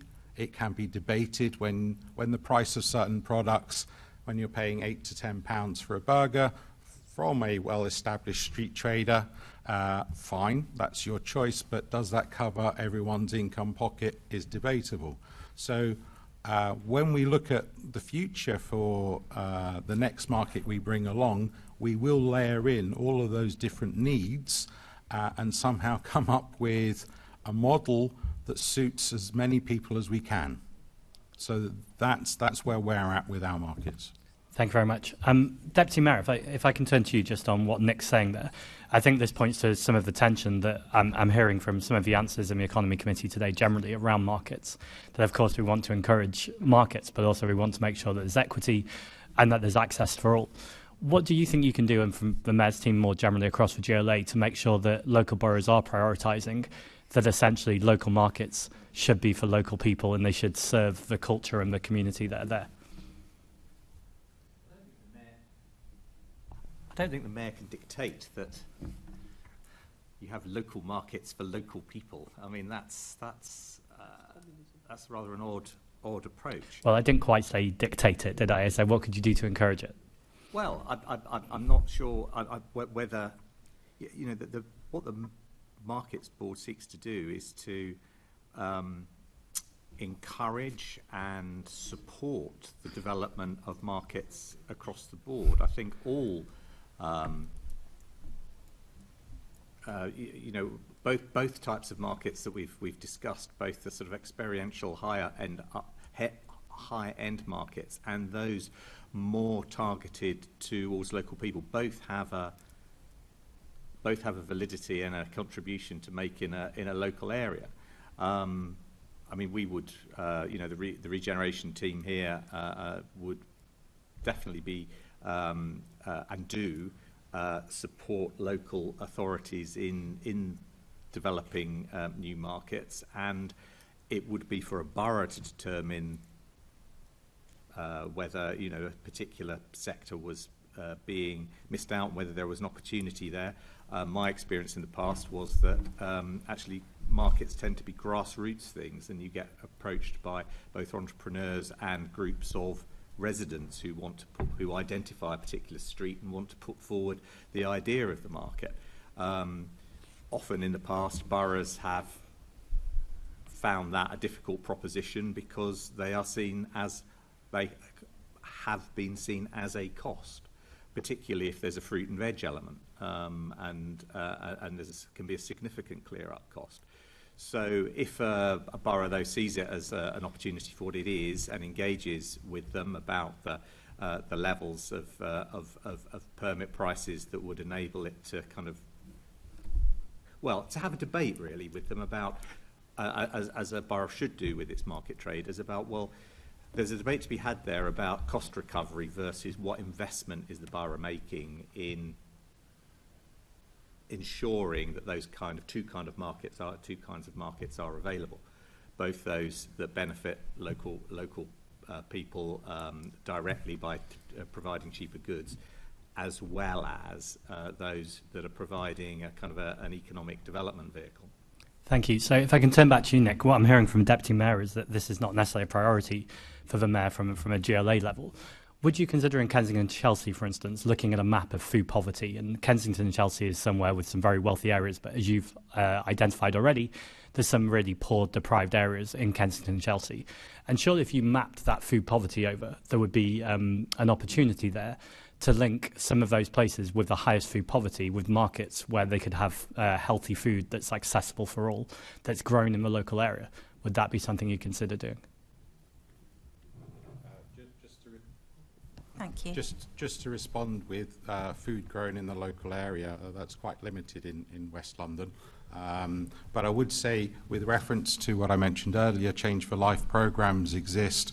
So we are working with one in World's End, and we're working one in Colville Ward, which has Portobello Road in the heart of it. Many moons ago, we had a concept of fresh carts, which was supported about 10 years ago, also by the Mayor's Office and the NHS about dealing with food deserts, and we had fruit and veg stands in poorer areas, poorer neighbourhoods specifically, so that fruit and veg was on the doorstep for those local communities. So what the Mayor's Office and colleagues are doing is providing tools and training and direction and opening the eyes of colleagues to realise the opportunities that are out there, and not just to limit themselves with reference to, oh, let's have another street food market. That is the as has been said, up to boroughs to evolve with our placemaking hats on as well as our community hats on. Those are decisions for boroughs, but with everyone's kind of change and need to realise to be inclusive of every single Londoner and visitors at the same time, our whole approach has changed over the last number of years, and that's why the plans have come out from various boroughs across London to show that change in the evolution of how we treat our markets. And it's not a case of the highest bidder wins and you can have your market there or you can have your market stall there. It is a case of being a market for all at all levels. Thank you, Chair. Thank you so much, Assembly Member Polanski. We're going to quickly move on to a question from Assembly Member Sheikh and then over to Assembly Member Bailey. I appreciate Assembly Member Bailey and Chair for indulging me. I've come out of sync, but I was just really intrigued. I think it was yourself, Nicholas, not Joe, but please correct me if I was wrong. I just wanted to get a little bit more information from you about the impact of alfresco dining on the markets. I sit on the Planning and Regeneration Committee as well, so one thing that we were quite interested, or at least I was as someone who was very interested in planning regeneration, is the positivity that alfresco dining enabled in terms of that sort of community building, allowed people to have sort of some sort of mental health reprieve during the pandemic. And I think it ties in a little bit with what you're saying, Joe, about the report from Leeds University and the community kind of spirit that can come from a market. So I think it was yourself, Nicholas, could you just tell me a little bit more about the impact on the markets that you found from alfresco dining? And obviously now that the government has enabled alfresco dining to be permanent going forward, do you foresee having to manage that situation? Yes, we will need to manage that situation because it's a relationship with different stakeholders over a set amount of space. So you look at Portobello Road, you look at Golborne Road, where you have a number of establishments that would love to have prime locations outside their establishments. However, we have the market in operation.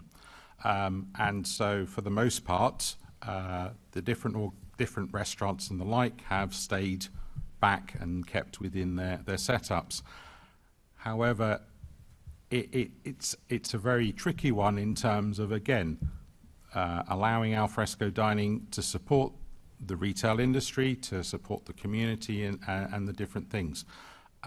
The main impact, however, is the amount with reference to the licence fees that were set at £100 when your standard tables and chairs licence operates with having to need a planning permission, so that you've got the whole planning process and the cost of that, as well as the different officers and reviews and committees that are involved in any kind of follow-up that may well happen if a decision goes against the restaurant or cafe having the licence given. So in terms of costs, councils have had to take it on the chin because that's the way it is. That then affects other departments, so street trading in most boroughs covers tables and chairs, so it has affected the bottom line of those different departments. So tables and chairs comes along, has taken away a chunk of budget that would be collected. No support for market operators. Councils are market operators, so another chunk of money means a further dent in the budget of the council street trading team, and yet we're meant to at the same time be investing, be creative and be inventive with less resource. So there is an impact there on that. And then in terms of the restaurants and that community, there is a friction between market traders and restaurants. They don't sit handsomely together, unfortunately.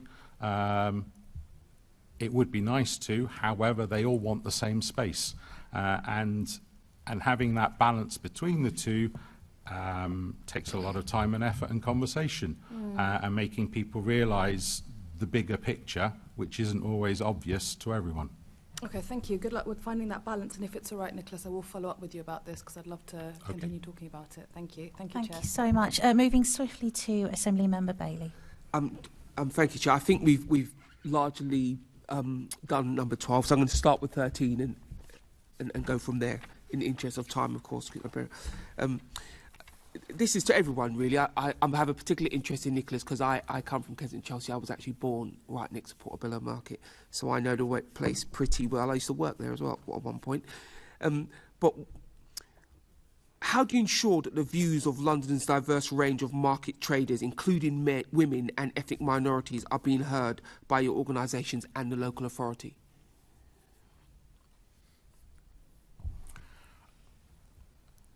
It's a very difficult one because often those people don't wish to step forward and join in. So we do have a traders body called the PGMC, a very common term for this grouping, the Portobello and Goulburn Management Committee, which exists and has representation from the different bodies, different sections of the market, and that regularly meets quarterly.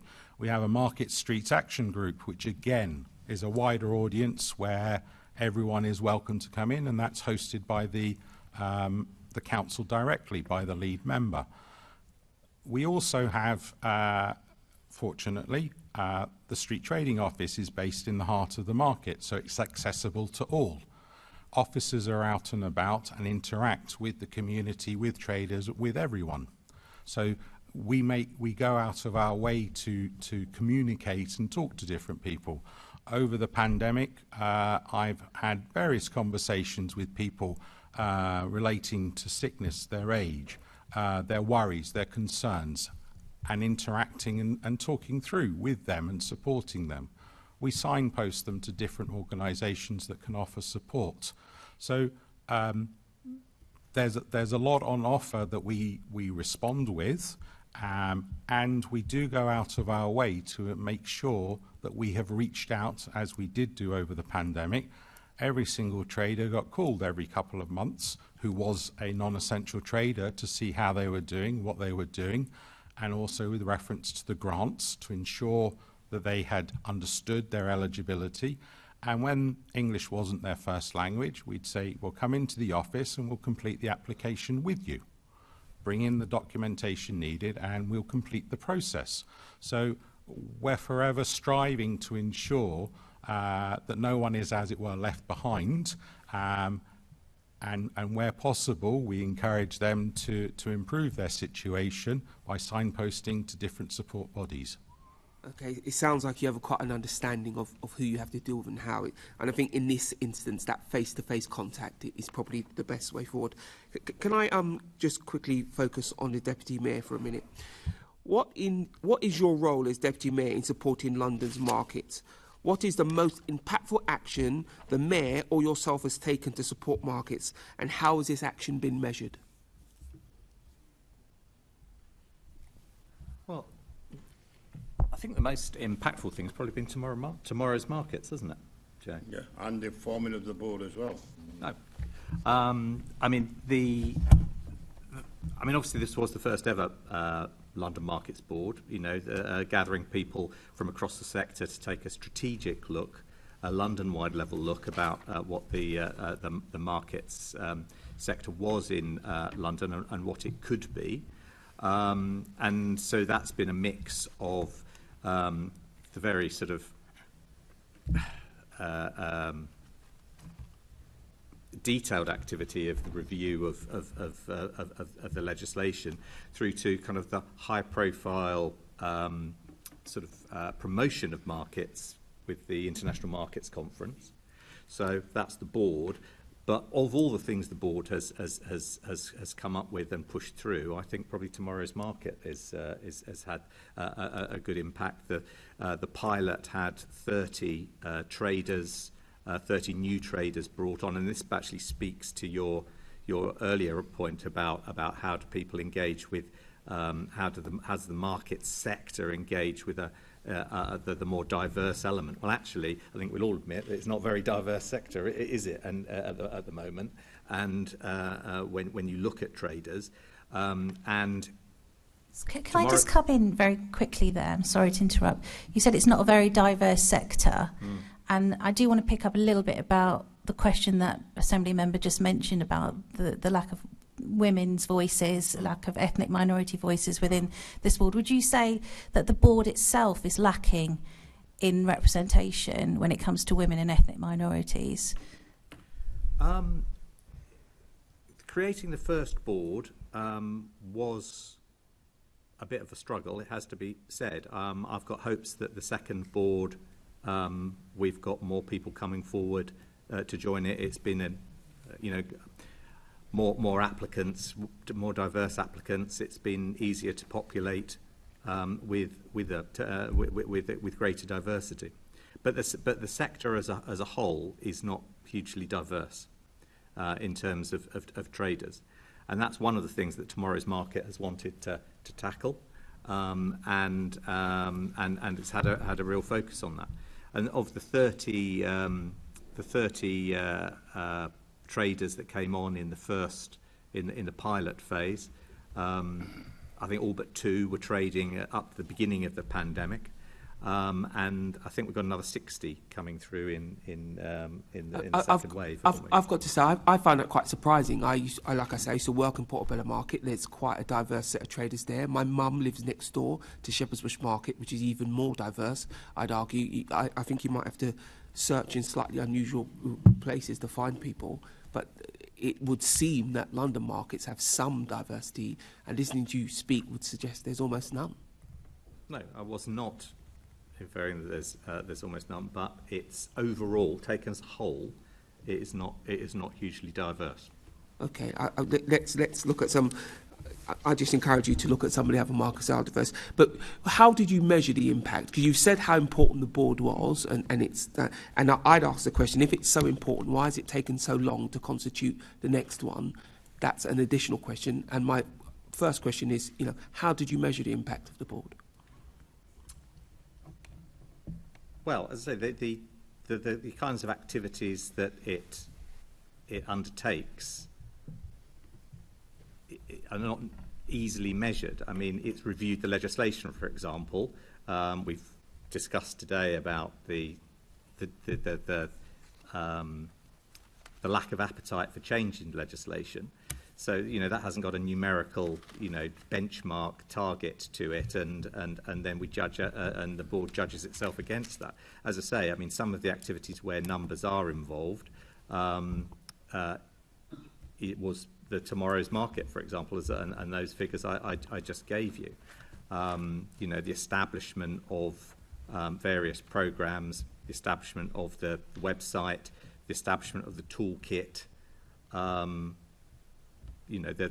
The outcomes are the completion of the work and its particular output. Let me rephrase the question for you then. You would have known at the outstart that a lot of what you're doing is not raw, hard figures. There wouldn't be a percentage rise in this or drop in that. So did you lay out what your hopes, aspirations and dreams were for the impact of the board? Did the board have any goals? Is your next board going to have similar goals? Yeah, the initial meetings of the Markets Board decided its work plan, and then this forthcoming Markets Board of the second term, which will meet this side of the summer, its first meeting will again decide its work plan.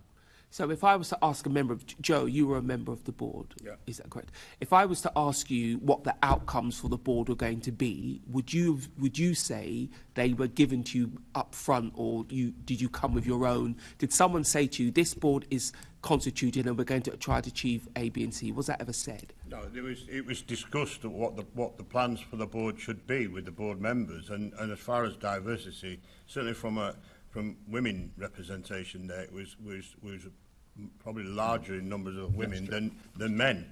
I think there's more ethnicity needs a better mix, and I am pretty sure, or I've certainly been told that they were looking for that, so we get that representation at the board.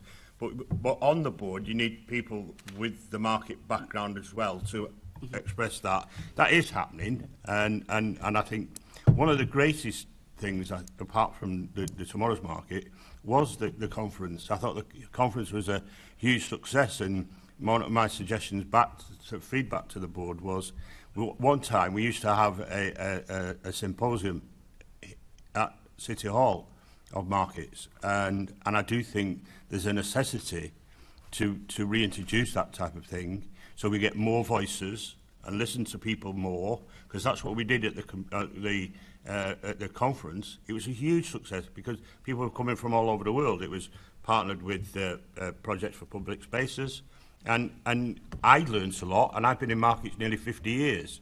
But it's our different approaches are, and I think that's what you need to do. You need to look out and see how others are doing and how we could adapt that for London. And that happened a great deal, and I think more of that should go on. And I think it would address some of the issues around being on everybody's agenda in the 32 different boroughs. But I do think that the board it was a success right across the piece. The Tomorrow's Market was the look at legislation and finding out the difficulties, and also discovering the lack of interest from certain areas that people wouldn't give feedback. And you need to know what the playing field's like before you can make a change to that playing field. And I think that's what the board did do, and I think it's got a greater chance. And it also, from our point of view, both the industry's two bodies, is we're hoping that other mayoral entities around the country do likewise, because I feel markets have not been high up on the political agenda enough, and I think the mayor showed a way forward by setting up the board and actually highlighting the profile of markets and their necessity and their importance to the communities they serve. I hear what you're saying. Thank you for your contribution, Joe. But my challenge to the Deputy Mayor is, one of the challenges to this whole mayoralty has been a lack of KPIs, a lack of, we get a statement, we set something up, and nobody says what it's trying to achieve. And what I'm trying to get to the bottom of here is, if this piece of work is important, when the board was established, why the London Assembly is not given sort of the goals, what are the goals, so we can then scrutinise the goals. You now have a second board coming up. It'd be very useful to us to understand what that board is trying to achieve, because then you can keep the good, you can remove the bad, because you have some idea of where you are going. And if this agenda is important to the mayor, the question has to be asked, why is the board taking so long? What's the board going to try to achieve? Right, well, answering perhaps in reverse order, as I've said just a moment ago, what the board will be seeking to achieve in the second term will be decided by the board at its inaugural meeting. I am disappointed at how long it's taken. I would have hoped that the first board would have been sometime before Christmas. It took an inordinate amount of time for the process of recruitment, and it's now been further delayed by what I would say is the one of the many negative sides of so-called social media, and the checks and things that have to be made of any potential members. And I think it's a completely unacceptable delay. But we are where we are. I don't run HR or recruitment. And actually, it's not their fault either. These rules have been adopted and these processes have been adopted. And I accept that. And I thank you for your candour of saying... So as soon as those goals and proposed outcomes are decided by the board, we can let this committee have them, can let yourself have them. Going back, though, 3 or 4 years and what the equivalent point then at the inaugural Markets Board, I mean, what what we decided then was a number of things. In year 1, we'd identify how market operators can maximise social value and work positively within existing legislation. The International Markets Conference, actually winning it, because I think we had to, there was competition, wasn't there? It, yeah. So we had to bid for it against other global cities, and then hold it and then make it sure it's a success, which Joe says it was. Everyone, it was uniform. There was no negative feedback at all that we got on it. Defining the different types of market through research and map them. Help markets evidence the diverse social benefit they provide, and that speaks to Assembly Members Polanski's point about markets that are of value to local people, and the store that the Mayor puts by that, and ensuring that they're there, so enabling markets to be able to make their case to local authorities to establish themselves and be supported, and also strengthen opportunities for access to healthy food, and that was the joint work with the London Food Board and the GLA team there. So that was the year 1 work. There's a whole load of years. Sorry, Deputy, can I stop you, because you can provide that to us in writing, and the chair has time pressures. I just want to. That was just. I won't go through it now to save time, but that was just year 1. There's the whole list of year 2 and 3 work. That a lot of that was going to be delivered through the Tomorrow's Market work.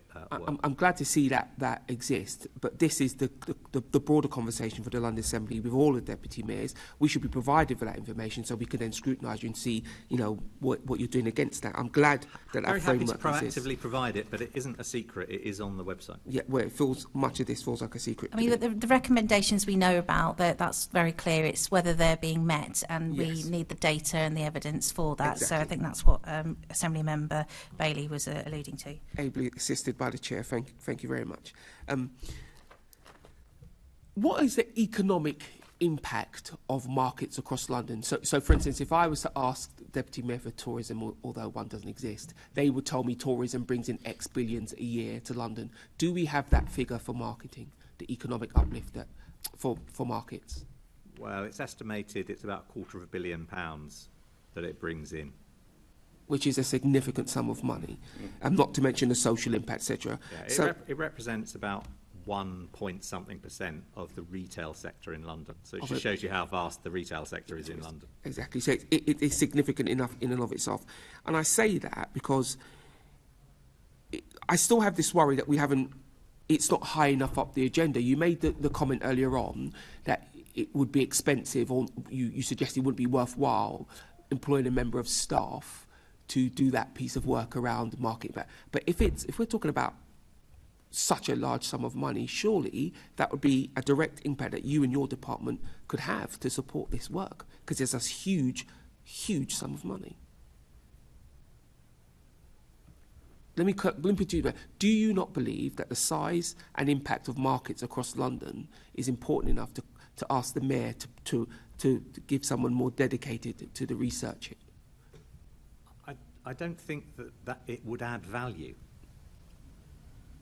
Why not? Because there's been many questions that we haven't immediately been able to receive an answer for, because the research has never been done. No. The one question was, can I answer how many markets are in existence at this moment in time? And I've no reason to believe it departs dramatically from the 280 odd that were there prior to the pandemic. But a cynic could say, well, we're not even sure if that figure is accurate, and because the sums of money involved are so large, the positive impact to Londoners is so large, don't you believe it at least warrants some kind of study?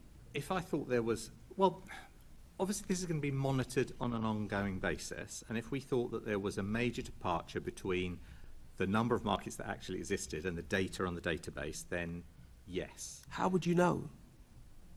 Well, I think it's anecdotal. I mean, if there, if people thought there were, markets closing here and there, then it would be noticed.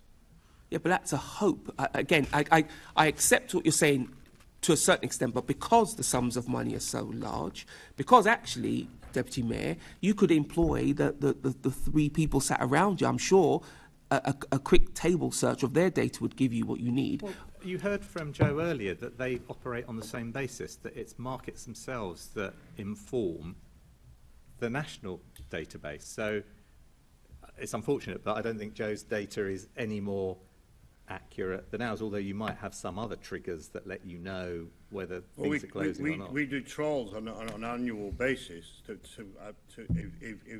if we've got the most comprehensive national database. And therefore, if the situation has changed, if the manager's changed, if the market still exists, we go out on an annual basis and ask that. Yeah, and if we have that data, we update the database here. So do you ask Joe and equivalent organisations for their data? I don't know. Yeah, that's my point. You should. Somebody should be doing that. And I ask that because my next question is, what is the total amount of funding the Mayor has made available to support London's markets in each of the last... Excuse me, sorry, Assembly Member not Bailey. mine? That's actually moving on to Assembly Member Shake's questions, if I'm Excuse correct. me, Assembly Member, I apologise. I have labelled that wrong. But the point is, the Mayor provides funding.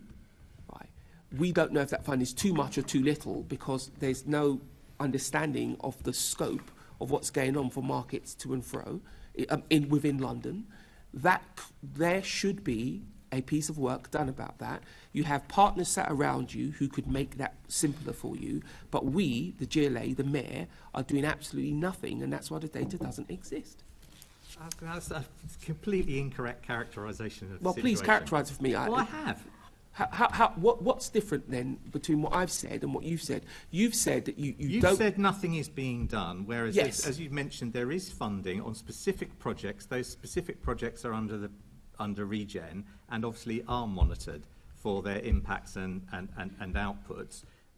You seem to be conflating that with the overall 280 markets in London, of which there is a commitment to maintain the database.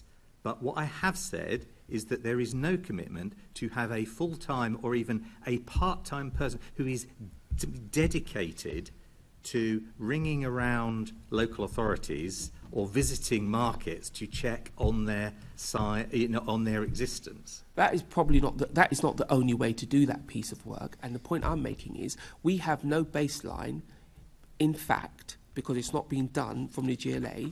And I was suggesting that you could have done it through your partners to lower the cost, which is the big issue. There is a baseline. It was 280 in March 2020. Yeah, but again, we don't know the quality of that data. Assembly Member, sorry.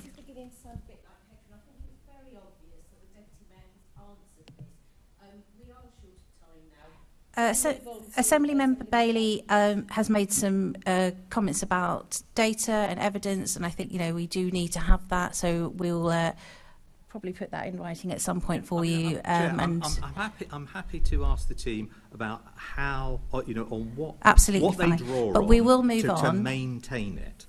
We will move on to funding with Assembly Member Shake, who's going to talk a little bit more about that in detail. It is important that we scrutinise the money that's being spent by the Mayor of London to support London's markets, and we need to make sure that we're not just maintaining our markets as they are. They need to be thriving, they need to be improving, they need to be expanding, and it's not good enough for us just to say it's okay, it's the same as usual, we're doing all right. We do need to be investing in our local markets. Sorry, I didn't say that either. Yeah, this is I'm absolutely fine with you not saying that. That's my words, not yours. Not absolutely. Those words are my words, not your words. And the committee's focus is to make sure that we are supporting our markets, and let's make sure that we do that together with the Mayor of London. So we're going to move on to Assembly Member Shake. Thank you, Chair. Deputy Mayor Jules Pipes, this is just a question regarding the funding that you've just been discussing with Assembly Member Bailey. I was wondering if you could put some figures on it in terms of the last 3 years. What funding has the Mayor made available to support London's markets? Yeah, I mean, specifically, there's been the High Streets for All challenge, and that's been a whole range of innovative projects across London, focused on both high streets and street markets. And in 2021, there were 35 projects across London that were each awarded £20,000 of seed funding. It was practically sort of one per borough, and then that was used to develop propositions for how high streets and street markets could be developed in their borough, in each borough. 15 of those had a street market related element. And then at the end of the year, 15 of those were awarded between £80,000 and £300,000. This is of a £4 million project in total. So 15 projects between £80,000 and £300,000, and 11 of those had a street market related element. That sounds like a lot of investment, and that yourself and the Mayor are taking seriously, supporting markets across London. And there's another £1 million to go as well, which will go to the main project out of all of those. Brilliant. Maybe we'll come to that in just a moment. I just wanted to follow up on some of what you said. So of those 35 projects, the 15 that were street market focused, that were originally given the 20,000 seed funding that went on to sort of 80,000 to 300,000, could you just share some of the examples, for instance, of those who were given seed funding, who were then given additional funding? What is it about their applications? What is it about their proposals that meant that the GLA wanted to continue supporting them? What were the sort of far-reaching effects of, their projects? It would have been about impact. I mean, it's, I would say, across London, Greenwich Town Centre, Wood Green, Lewisham High Street. I'd have been really sad if you hadn't shouted out Lewisham, so thank you. And it's about it's the range of outcomes that you would expect from a GLA-backed programme under this Mayor. There's a focus on community involvement. There's a focus on increasing diversity, economic impact on an area, public realm. All those key indicators that we look at in regeneration projects.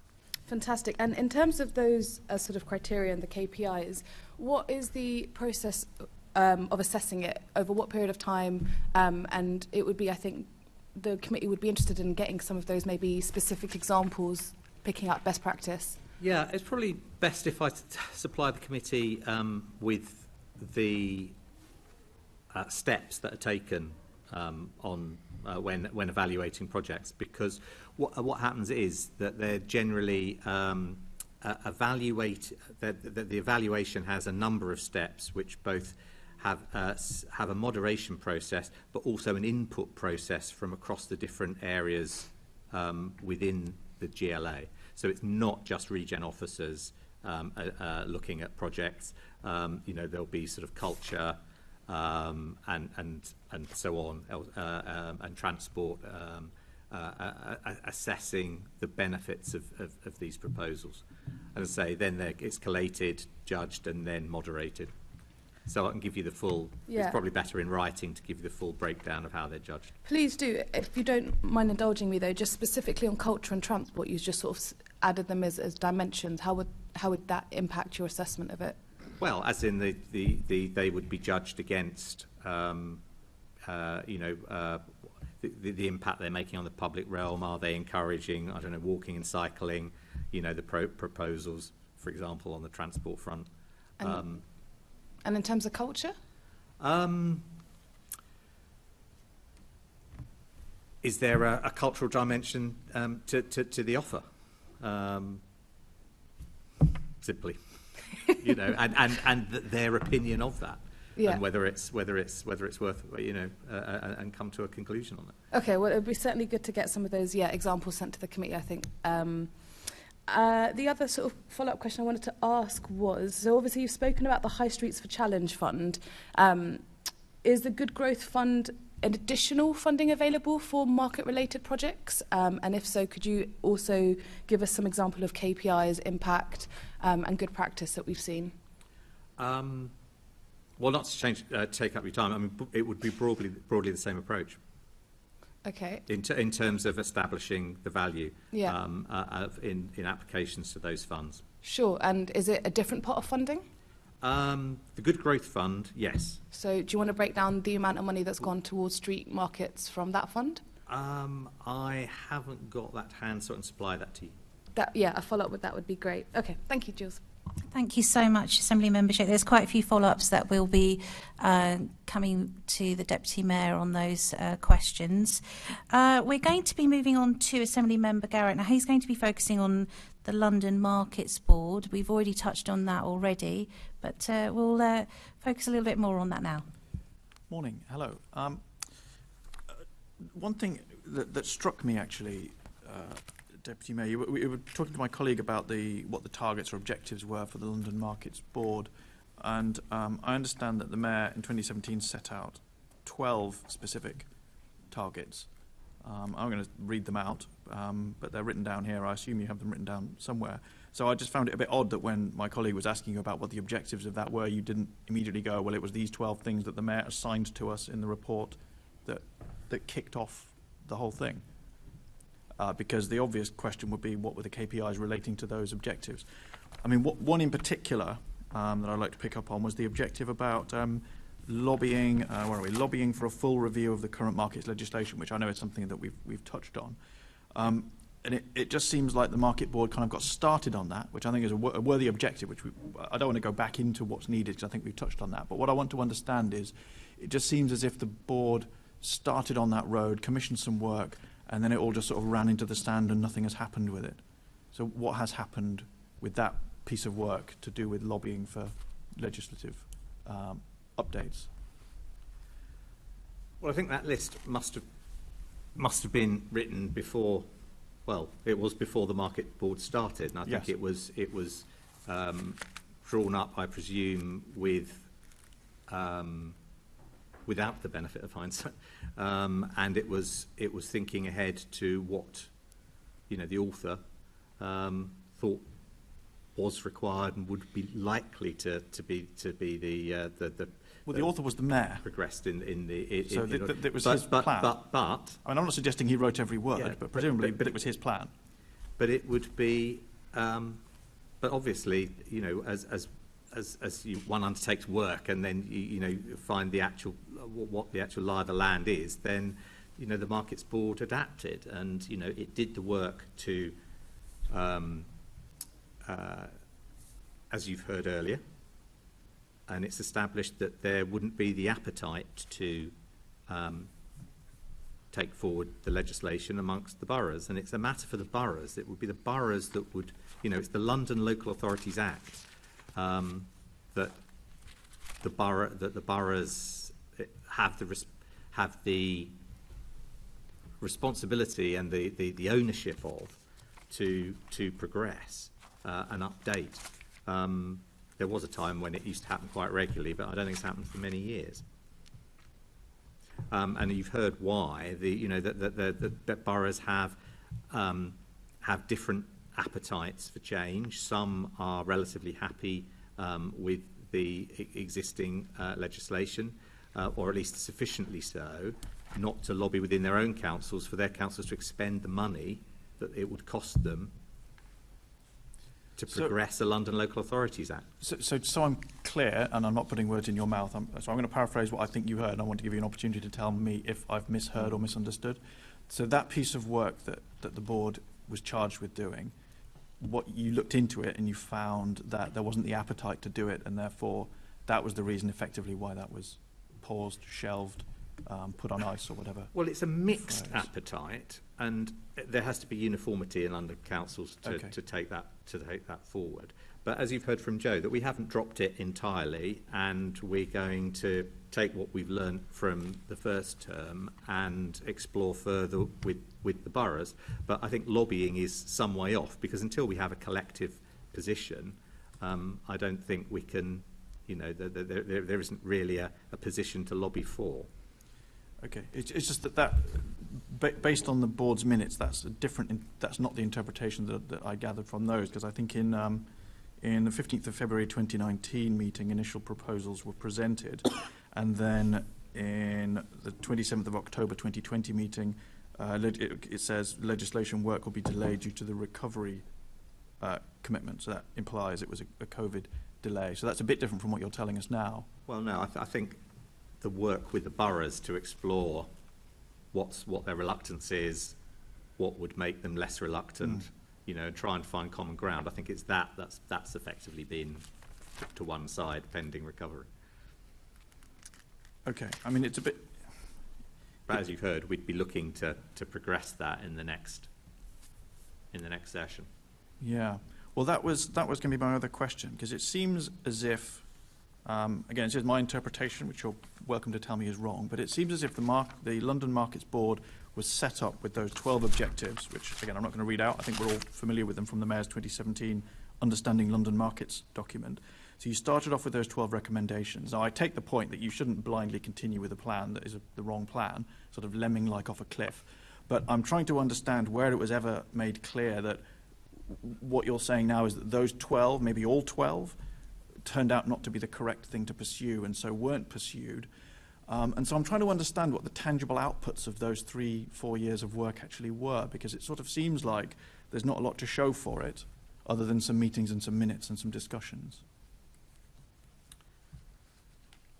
Well, I don't think that characterises what you've heard from board members that are sat with me. I was beginning to say earlier, but it was going to take up the committee's time to go through what the work plan was of the board that was established. I did say tangible output, not work plan. Work plan could be meetings and discussions. So tangible you've benefit heard to Londoners. About the International Public Markets Conference. There is an individual thing that happened. There has been various sorts of research, as I've said, that has helped support markets and those who want to make the case for the value of markets. There is the best practice guidance that has been produced, and tomorrow's markets bringing in on 30 traders, and now the next phase is 60 new traders with a greater diversity. So yeah, there are some things which I think can be regarded as outcomes. Okay, but so of the 12, and perhaps you can write to this, I mean, I don't need to go through all 12, but I think it would be very useful to us if you could write to us and say where you got to then on those 12, because I think the committee's understanding, or my understanding anyway, was that the board had been set up with those 12 specific objectives based on the report that the Mayor had produced that was effectively the launch pad for the board. And what I'm hearing is that as the work progressed, it sort of went in a different direction, or some of those stopped making sense. But was that ever, until now, was that ever sort of made clear publicly that was the reason? Well, I haven't got those 12 in front of me. I mean, that was... Well, let me read them out then. So, set an action plan for a London market strategy. Identify how market operators can maximise social value and work positively within existing legislation. Lobby for a full review of the current markets legislation. Define different types of market. Help markets evidence the diverse social benefit they provide. Encourage innovation in markets. Support diversity across the market sector. Strengthen opportunities to access healthy food, lower barriers to entry for traders, make markets places to build careers, maximise markets as valued places for communities, and promote a practical design approach to market.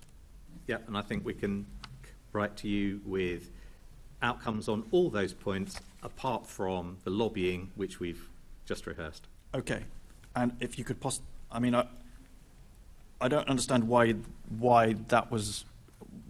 Because, I mean, that was my understanding was the Mayor produced that report which said, these are the 12 things I'd like you to look at, go. Yeah. And here you are today saying, this seems like news to you, what those 12 things are. I think the work plan reflected all those. I think the work plan reflected all those. Okay, good. Well, I look forward to that. Let me see, what else? I think we've covered some of the other questions I had. On tomorrow's market, which I think we touched on, it was quite a small pilot. I think it was £75,000 targeting 30 specific traders. What was the result of that? 30 traders. As at the beginning of the pandemic, 28 were still operating.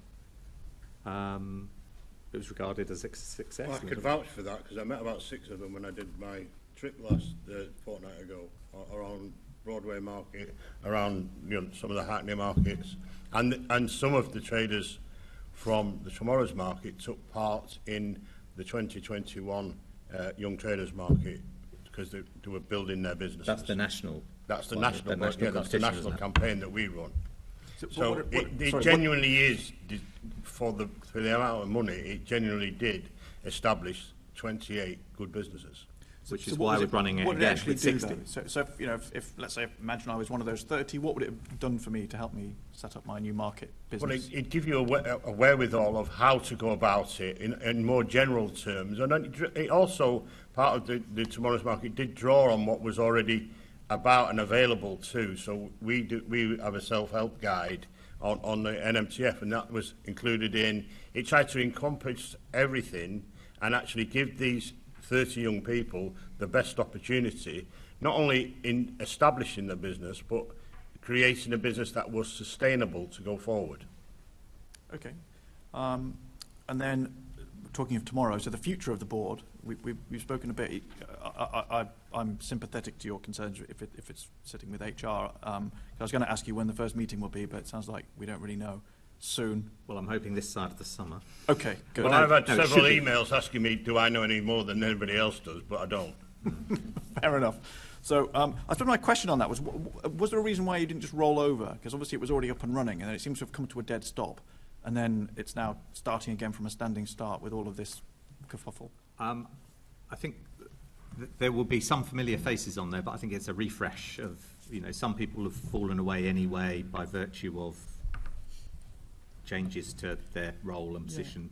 Yeah. I mean that would be normal though, but was there a reason why it had to come to an end? Why could it not have just continued, and as people changed? Well, the mayoral term, wasn't it? Yes, I think they all do. All the mayoral boards end up going through this.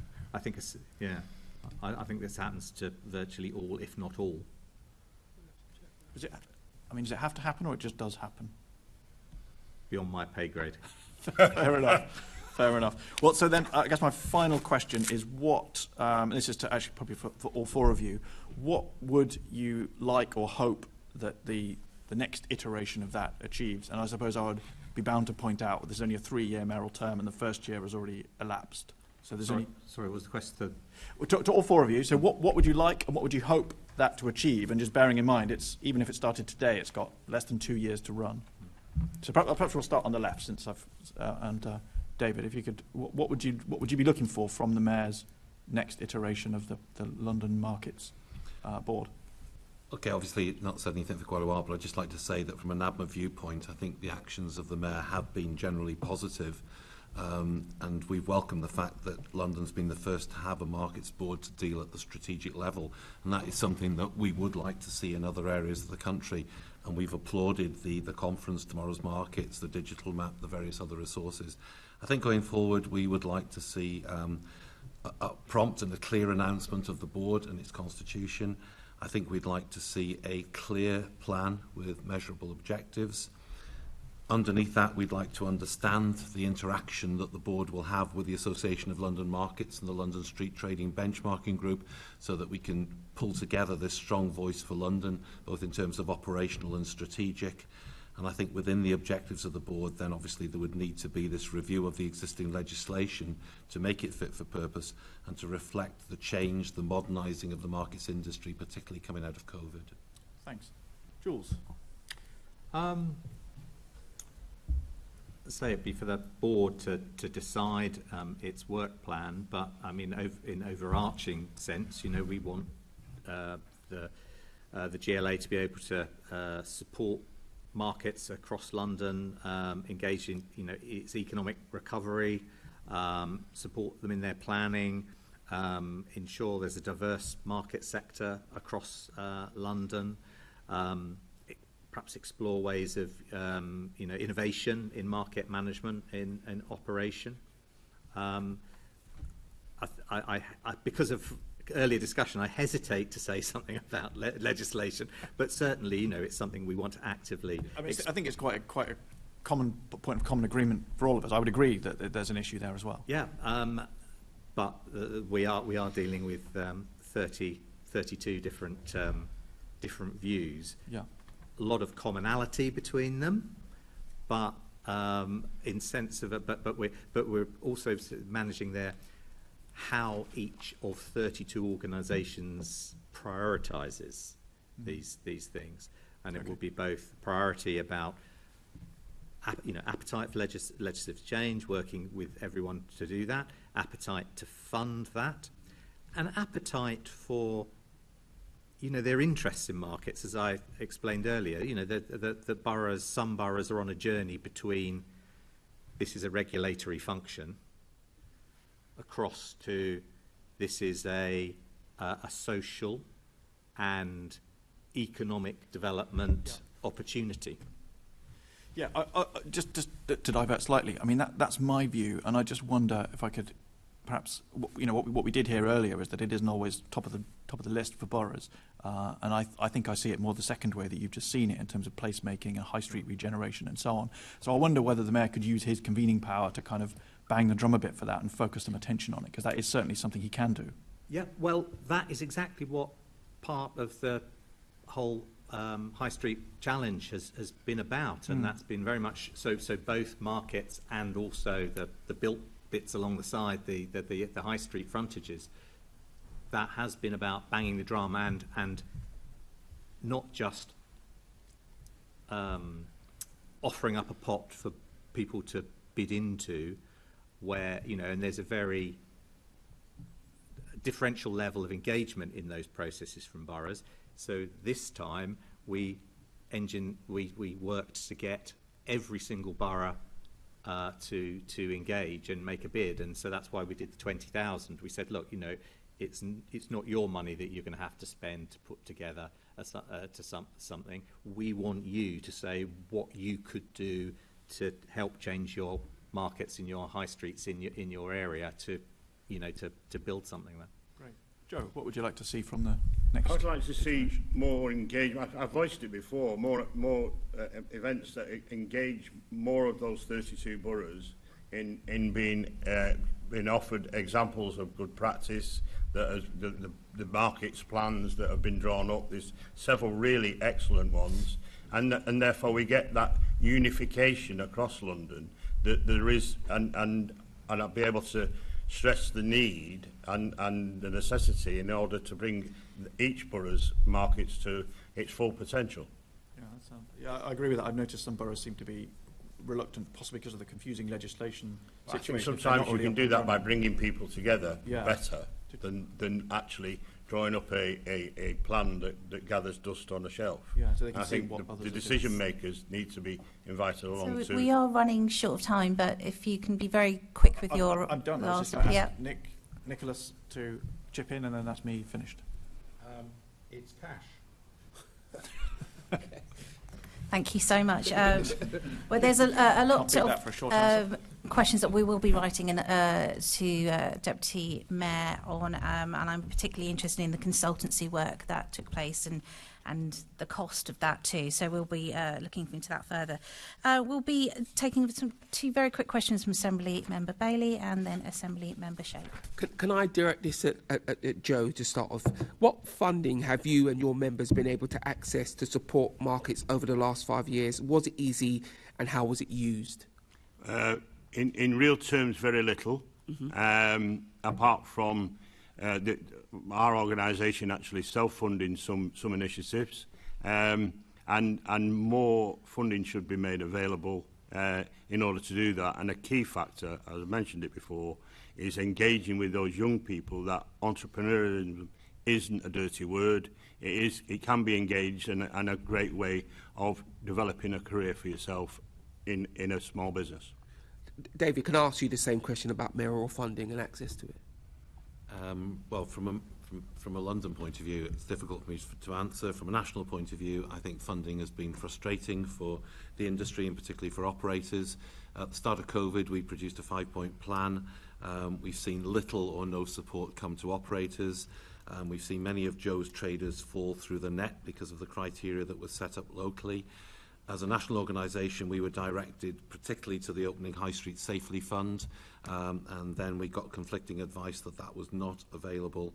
And I think one of the big issues has been that the funding, you have to remember that not all our members are principal councils. So most of the government funding went into the principal councils, and they decided the criteria how they would distribute it. A lot of it didn't come out of the principal council, and a lot of it, for obvious reasons, went to the frontline services. Markets were quite well down the pecking order, and unfortunately they received little or no funding.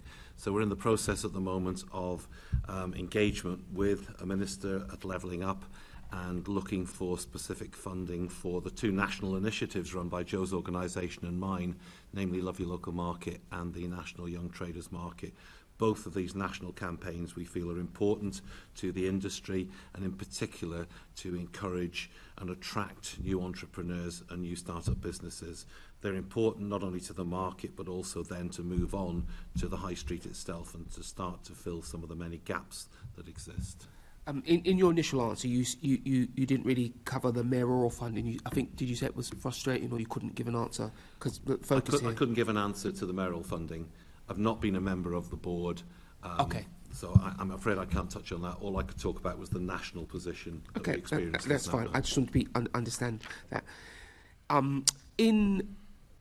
Let me start with you, maybe, David, in this. In fact, no, because you've just made it clear you're new to the board.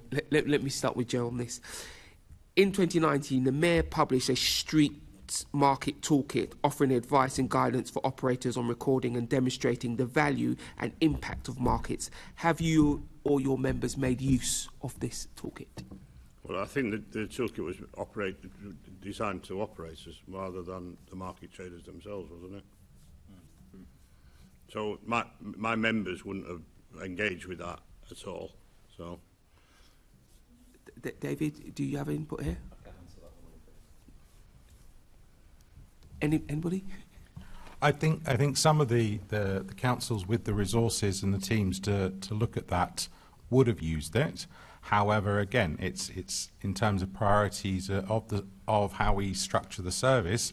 Data collection, whilst important, and these exercises add value, it's time and place and having the spare officer to go and do that.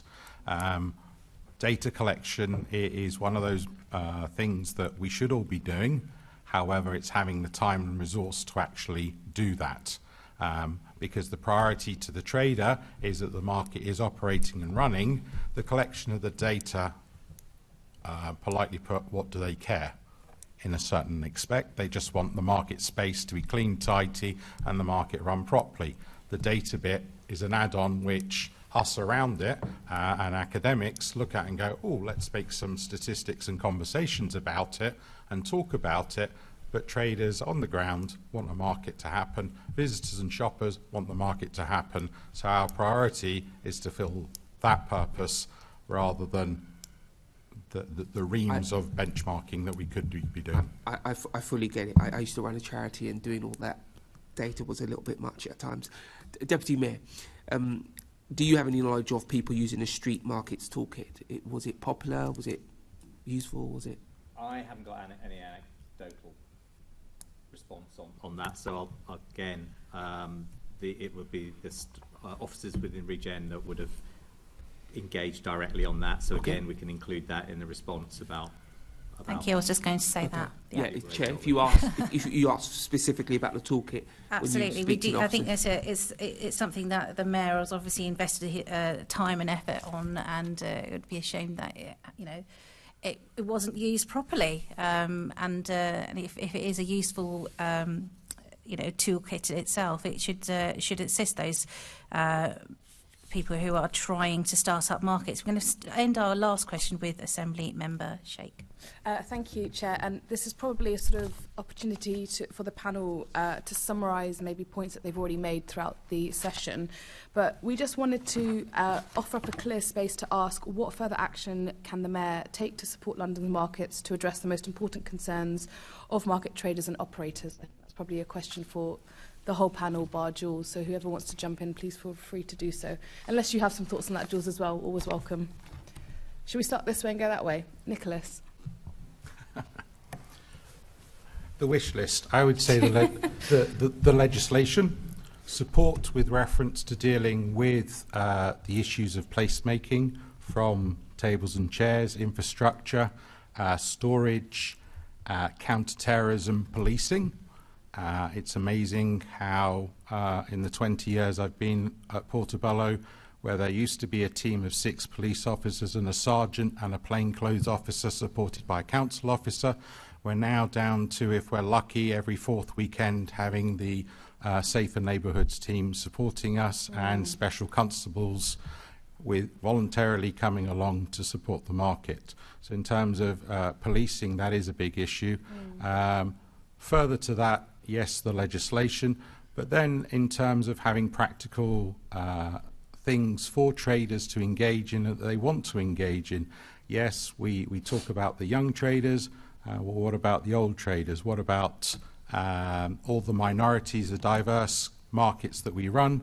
On Portobello Road, if you can find the English language being spoken by a group of traders, it will be a very varied use of the English language because of the multicultural nature of it.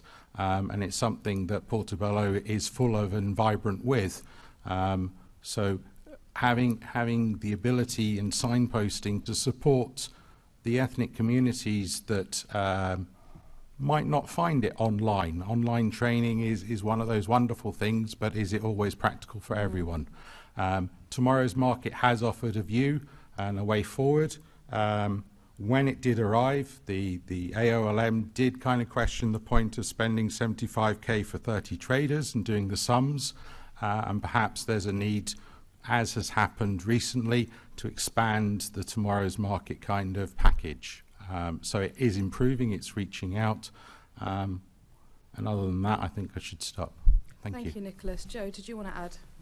Well, I think Nick's covered most of it, but certainly the last bit is important, is providing the funding for more people to engage on the start of the business like tomorrow's market, and being able to, if possible, lobby government for more financial support for markets per se. And I mean, a lot of the discretionary grant funding, I got by chance, got sent it by an events organisation, and it was disgraceful, the amount of monies that was just sent back to the Treasury. There was one London borough that never spent a shilling. So, you know, it's funding is marvellous, but it's got to be directed in the right direction. And you know, as far as we have national bodies in the industry, and we could certainly signpost the best way that funding could be played. Thank you for that, Joe. I am going to skip over you, Jules, unless you wanted to add what you think the Mayor can do more of. If I can just add a little bit at the end. Sure. David? Yeah, mine's got to be, obviously, from a national perspective. I think we're in a very exciting but challenging time for markets. There's going to be winners and losers still coming out of COVID. What's been encouraging is the creativity that we've seen.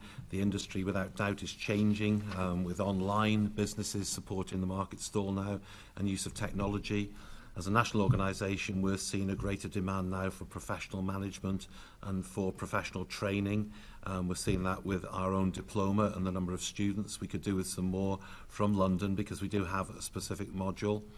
I think we're moving from not only just market management but to place management as well. There is a very strong interaction now, and it's important that markets don't work in isolation, that they're part of town-city partnerships. From London's point of view, the appointments, the understanding, the action plan of the board is vital, with a framework underneath to give a united voice for London. I think COVID has made many communities recognise the historic and the modern value of their market.